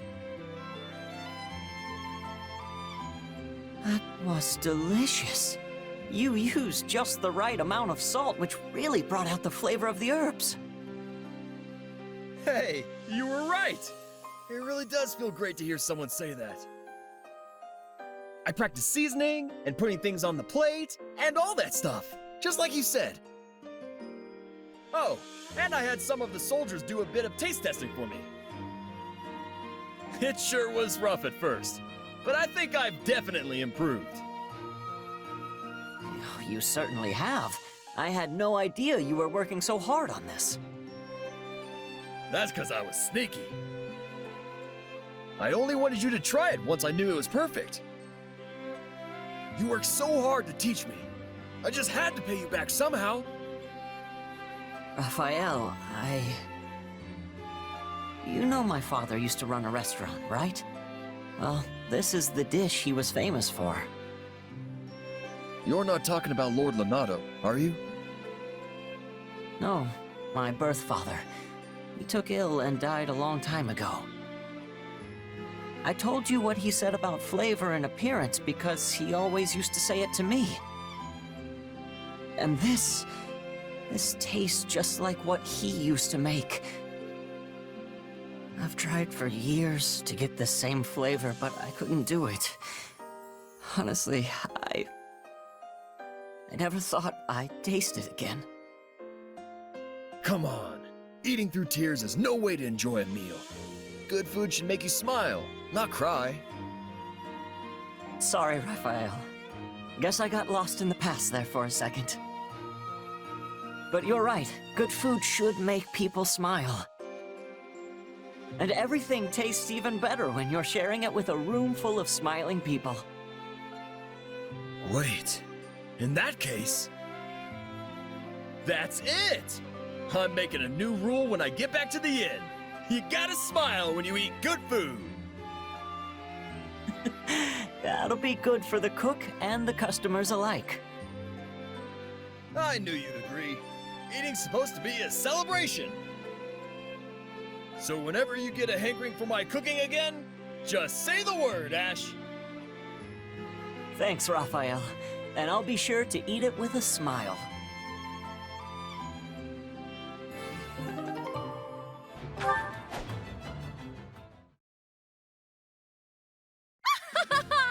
Once again, I have accomplished a most triumphant feat.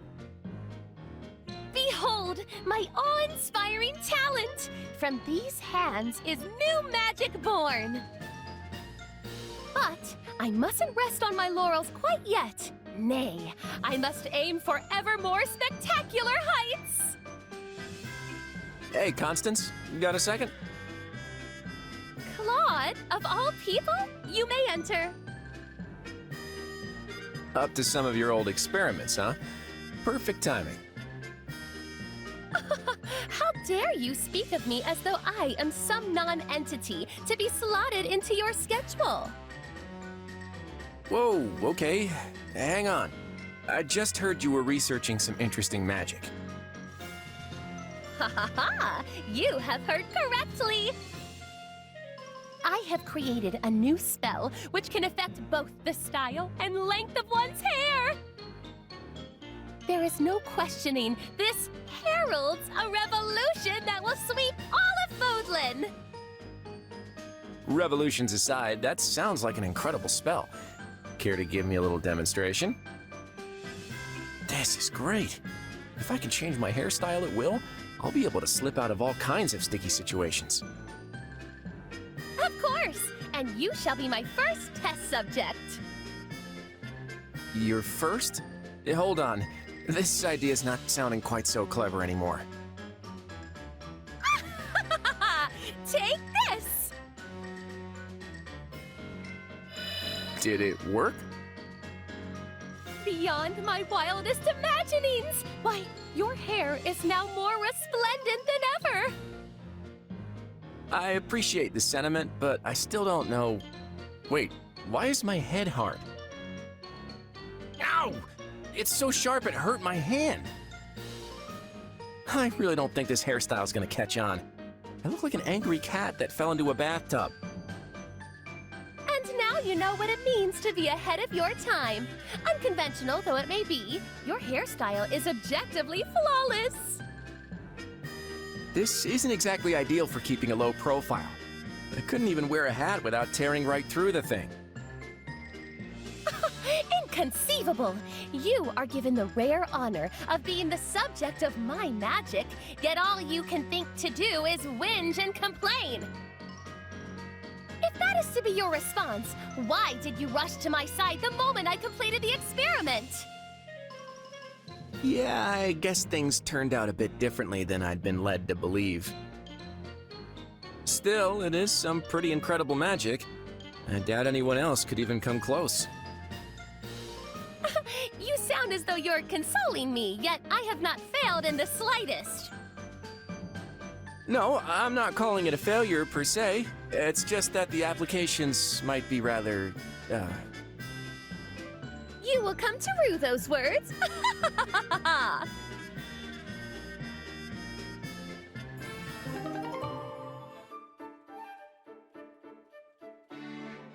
Hey, Lysithia. Taking a little break? Ah, Hilda. Yes, I reached a good stopping point in my latest magical research. Wow, your dedication to that is really something else. Still, it's break time. Do you want to chat? All right. Yes! Okay, hit me with your best gossip. Well, I heard Holst took quite the active role in our last battle. Your brother is such a valiant warrior. There truly is no end to the tales of his mighty victories. Yeah, I guess. Though honestly, I care more about him coming home alive and in one piece. He's the head of House Goneril now, so he shouldn't be running around like he's got lives to spare. With this war going, I doubt he has much choice. All the other nobles are relying on him. We are all envious you have such a powerful and upstanding head of your house. Your land should be in good hands for many years to come. Speaking of years to come, I haven't heard anything about who the big lug is gonna marry. I mean, it's possible he just hasn't found anyone he likes, but that only makes me more worried. Perhaps he'd have time to look if he wasn't so concerned about you. Oh well, he's popular enough with the ladies, so I'm sure he'll be fine. What about you, Lysithia? I haven't heard anything about you inheriting your family's title. Or being involved with a special someone. Involved? No. I'm simply making my own way as best I can. Oh, you shouldn't have to do that. What about your family? I'm sure they'd give you a shoulder to lean on. My parents have already been through a great deal. I don't want to be more of a burden. Well then, how about me? What do you mean? Well, since I don't have to take over House Goneril, my schedule's clear for, pretty much forever. And that means I've got time to help a cutie like you with whatever. I can be your second family. Right. The thing is, I'm not sure I could do that. Ask you for help, I mean. Well, it's not like you have to suddenly dump everything on me all at once. We can take it slow. Baby steps and all that. I'm not following. Okay, so if we're gonna be our own little family, the first thing we do is try living like one. Maybe we could bunk together, or just...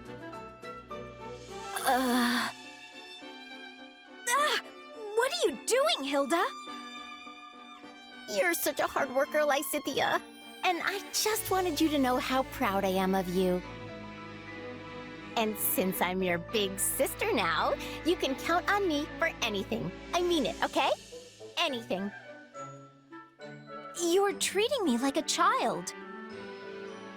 But I suppose I could get used to it. You're such a cutie. I can't stand it.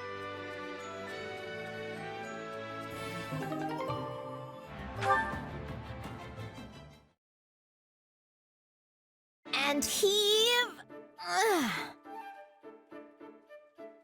Hello, Hilda. What are you doing? Organizing our gear? What does it look like? I know what it looks like, it just doesn't seem believable. You working, I mean. You never do that. Well, the person who's supposed to be doing it is hurt, so I agreed to pitch in and help out. But you always have others do your work for you. Okay, slow down, pal. It's not like I run around asking people to take on work for me. I just let them do it if they want to. No matter the particulars of the process, the outcome is the same. Regardless, it's admirable of you to take the place of an injured comrade without begrudging them. Oh, and to be clear, I'm not here to help. I'm taking a well-earned break right now. Plus, you seem to have a handle on things yourself. I haven't even asked you to help yet. Not out loud, no, but your eyes tell a different tale. Actually, I was thinking that if you had time for chit-chat, you had time to lend me a hand or two. But even I'm not enough of a jerk to ask a guy for help when he's on a break.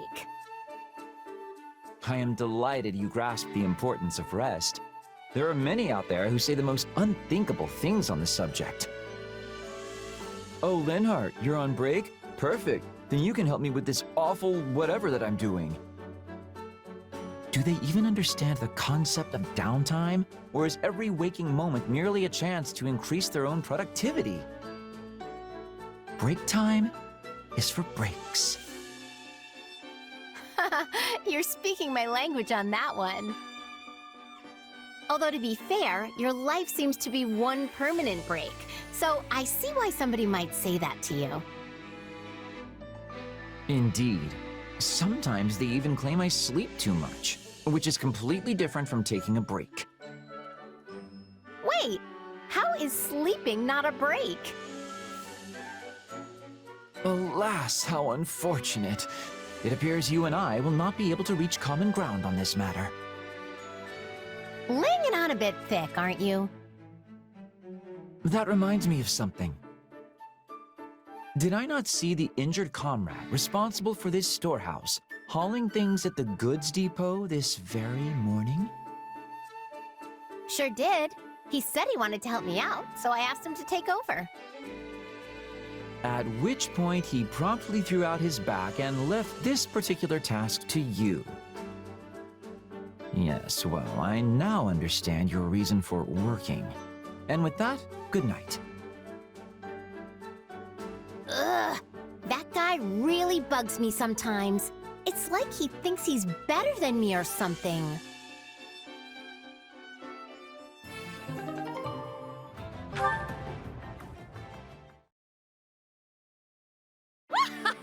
At last, we come face to face. Constance, is something... Listen here, there's no need to dance around me, for I bear you no ill will. I am having confusion. What are you speaking of? I speak of the bad blood between Brigid and the Empire, of course. Ah, the war. I am having my own feelings about. Surely you are aware that it was your father who invaded the lands of House Nouvelle, which I once called home. It was his aggressions which cost me my family, my friends, my land, everything. However, your father and many of your countrymen paid for this in the coin of their own lives. Furthermore, neither you nor I took part in that foolish conflict. Therefore, there is no merit to our dredging up the past. We need not be at each other's throats. Have I made myself clear? Good. Now farewell.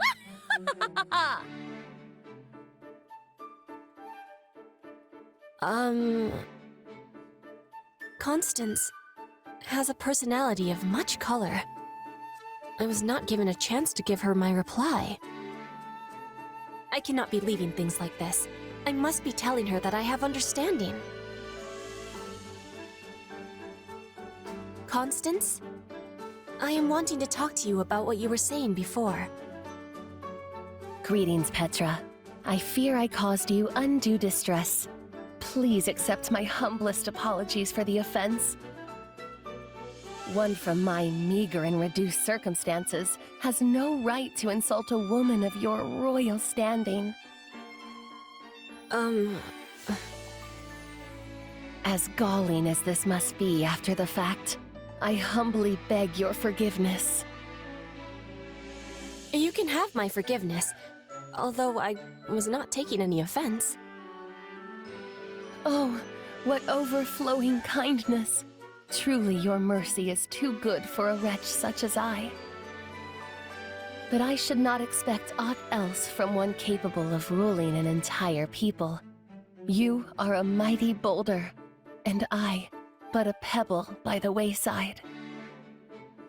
Let me speak, Constance, please.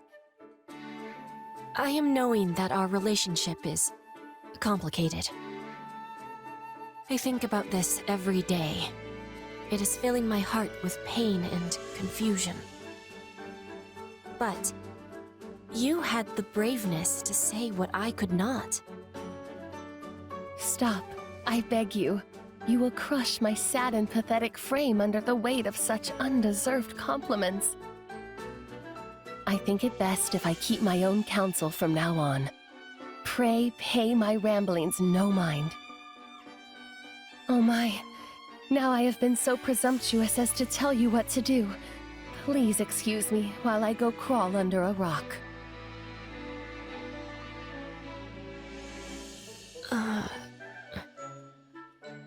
I am not understanding what happened here. Which Constance should I be believing?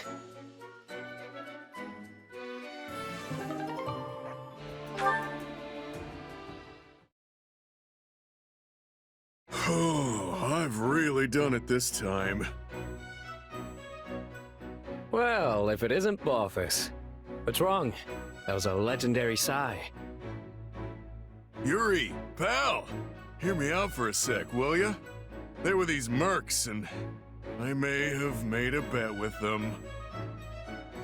Yeah, you lost, I get it. But we've got bigger issues to discuss. Must be a pretty big deal if it's more important than me losing my dinner to those mercs. It's come to my attention that one of my business associates is looking for a certain giant broke fool. What? That's it? I'll just break him in half, and then we can move on with our lives. Not a problem. I figured you'd say that, which is exactly why I came to tell you not to. You see, this particular associate hires out quite a few of my people. I can't have a bruiser like you turning them into corpses. Can't I just rough him up enough to get him off my back? A few broken bones never killed anyone. Come now. You know there's no way I'd let you get away with that. I'd use every last one of my contacts to make sure you never win another bet for the rest of your life. Whoa, cut a guy a break, would ya? I wouldn't put it past you to actually follow through. I take it we've reached an understanding then. I suggest you lay low until things blow over. Clear? Even after all this time, your ability to enrage people still manages to astound me. Hey, it's not as bad as it used to be.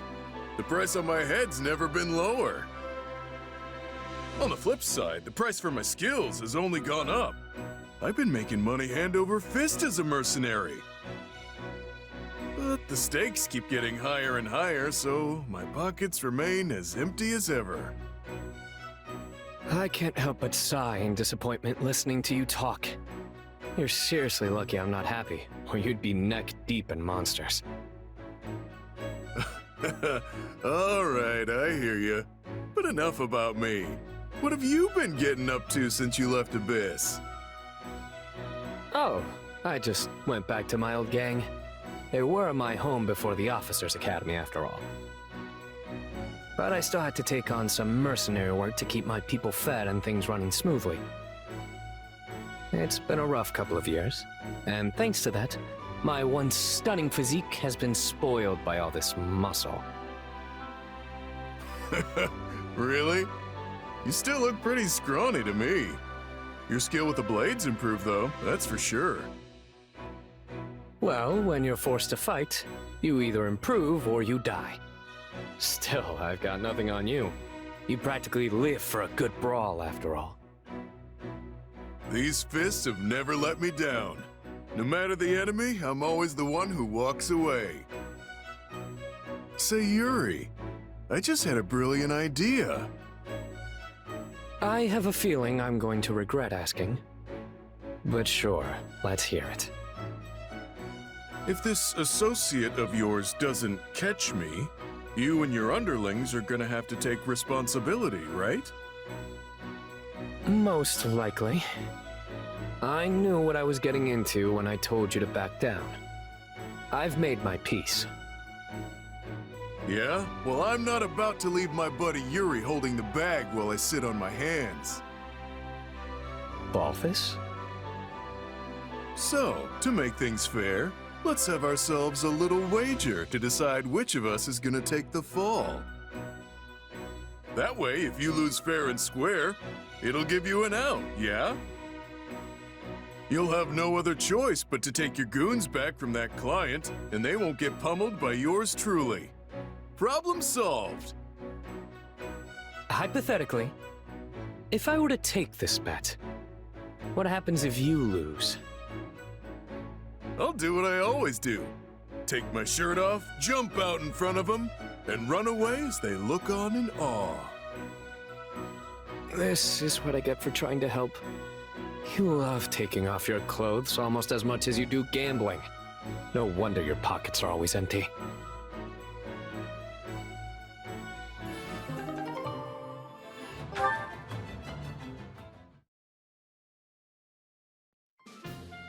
So, you've arrived, Claude. I pray you are ready. Okay, no need to start off with a bunch of yelling. And, what should I be ready for, exactly? The day has finally come. The day for you to be thunderstruck by the selfsame magic you once so viciously mocked. The magic? The magic. Oh, you mean that hair-raising one you used on me?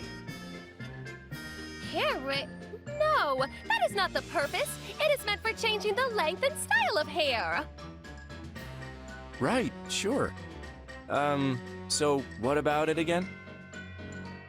Ugh, your droll lack of enthusiasm boggles the mind. Do you understand just how much I devoted myself to my studies since that day of shame? Also, I might have some vindication? Okay, wait, look, I know you're a hard worker, but that was just, you know, one of those things.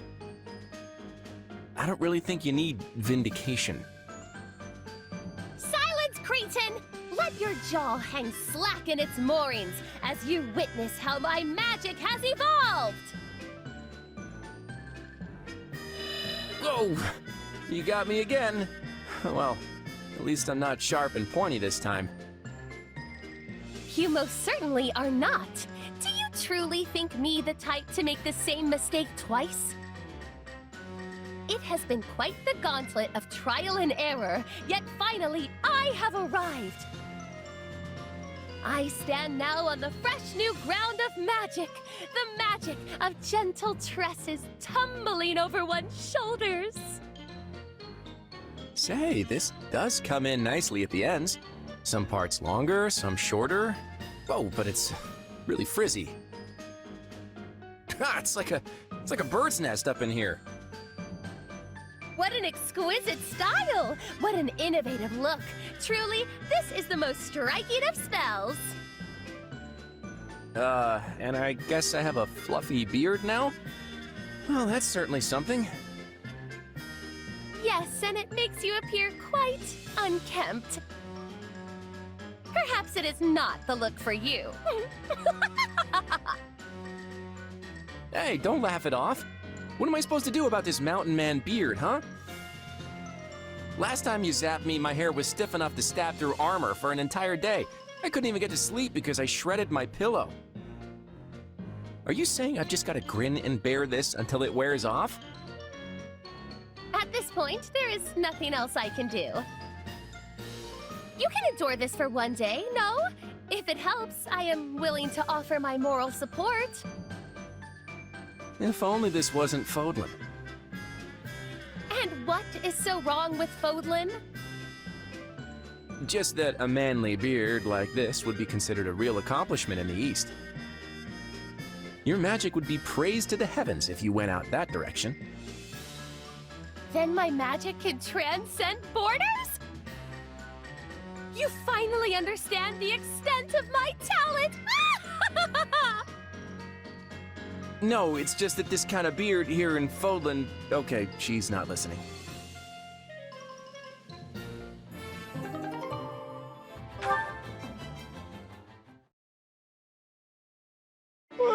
I'm tired. Time to find a good spot for a nap. Bernadetta? Why are you skulking in the weeds? No reason! Not getting in the way of two people's love at all! No, sir! Huh? But I'm alone here. Ah, I see. That. Yeah, that! I was out walking when I saw them!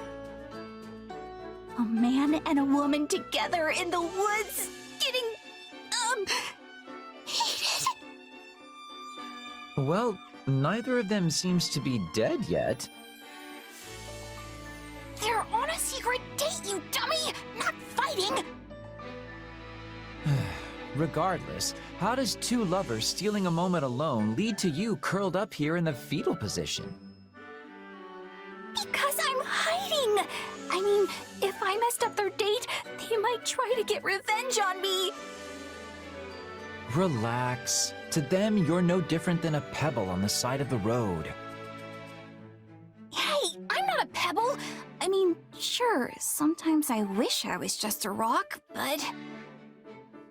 Then just roll away quietly and you'll be fine. Just roll away quietly.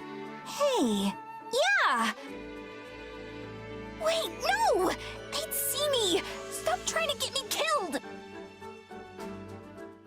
We've made enough racket over here to raise the dead and they haven't even noticed. I think it's safe to say they're off in their own little world. Still, good for them, sharing words of love when either one could die tomorrow. Wait, they could die tomorrow? They're both soldiers who serve on the front lines. I doubt a rosy future awaits them. No! That's not true! Couples swearing their love and defying destiny are a staple of classic fiction! Sure, but the fact it wouldn't happen in reality is what makes it such a good story, right? Wait, but there are tons of stories where two people who have sworn their love don't ever meet again. Likely because that's something people are familiar with from their own lives. Okay, so which is it? I believe those two can be happy together, so they can, right? I hope that's the case, but reality is cruel. Anyway, I've talked myself right to sleep. Huh? Come on, don't sleep there!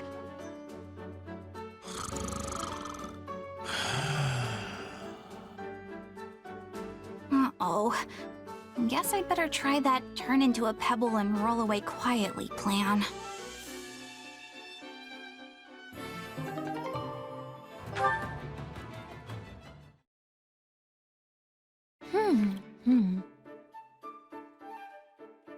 I had no idea these grew outside the village. Oh, hi, Happy. Got some fruit there? Yep. I used to eat them all the time when I was a kid. Care for some? Huh? Oh, thanks. I'll just have one. Oh, wow. It's sour, but also sweet. They're my favorite.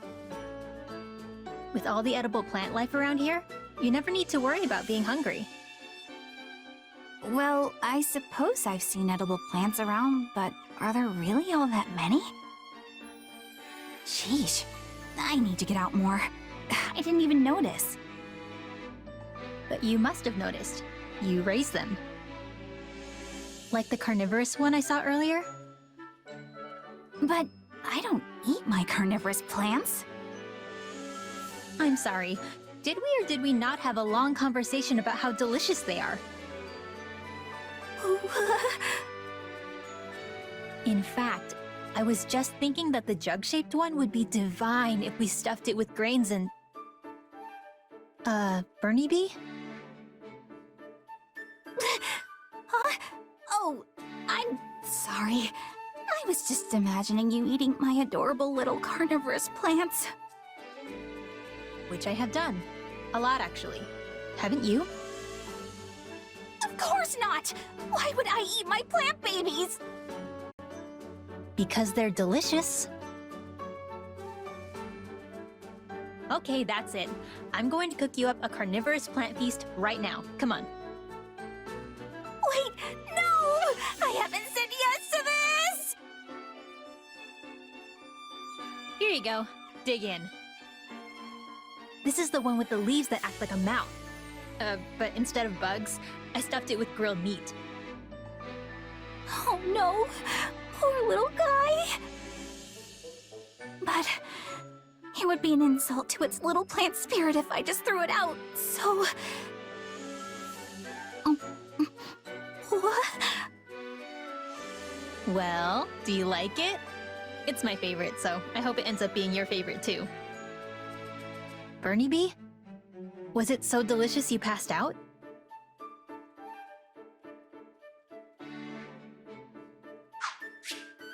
Okay, come on. Stop kidding around.